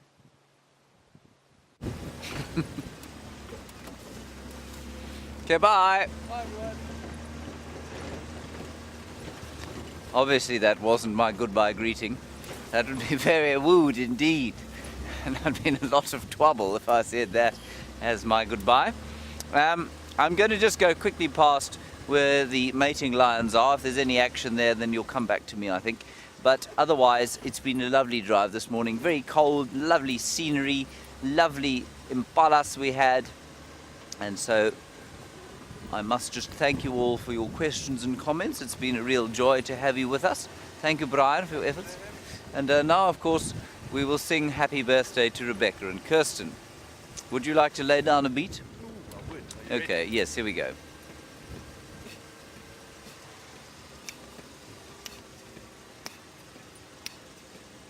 Happy birthday to the redhead, dangerous redhead. Happy birthday to the crazy Rebecca, she is traveling around the country today, yes. Hopefully I won't get in trouble for the song, but I think that it probably will. I don't care because it's birthday today, it's a Sunday birthday, oh yes. There's an elephant just up ahead right now, I can see it standing on the side of the road. We're gonna stop and have a little look at him, and then we're gonna go home and have birthday eggs Benedict.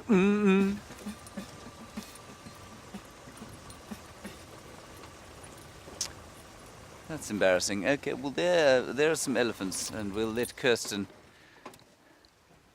We'll just have a quick look at the elephants, everybody. Oh, tiny chop, everyone.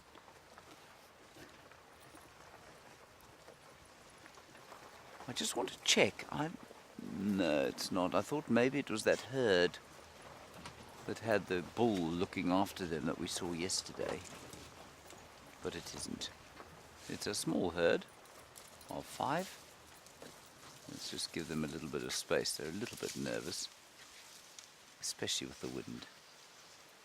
Beautiful.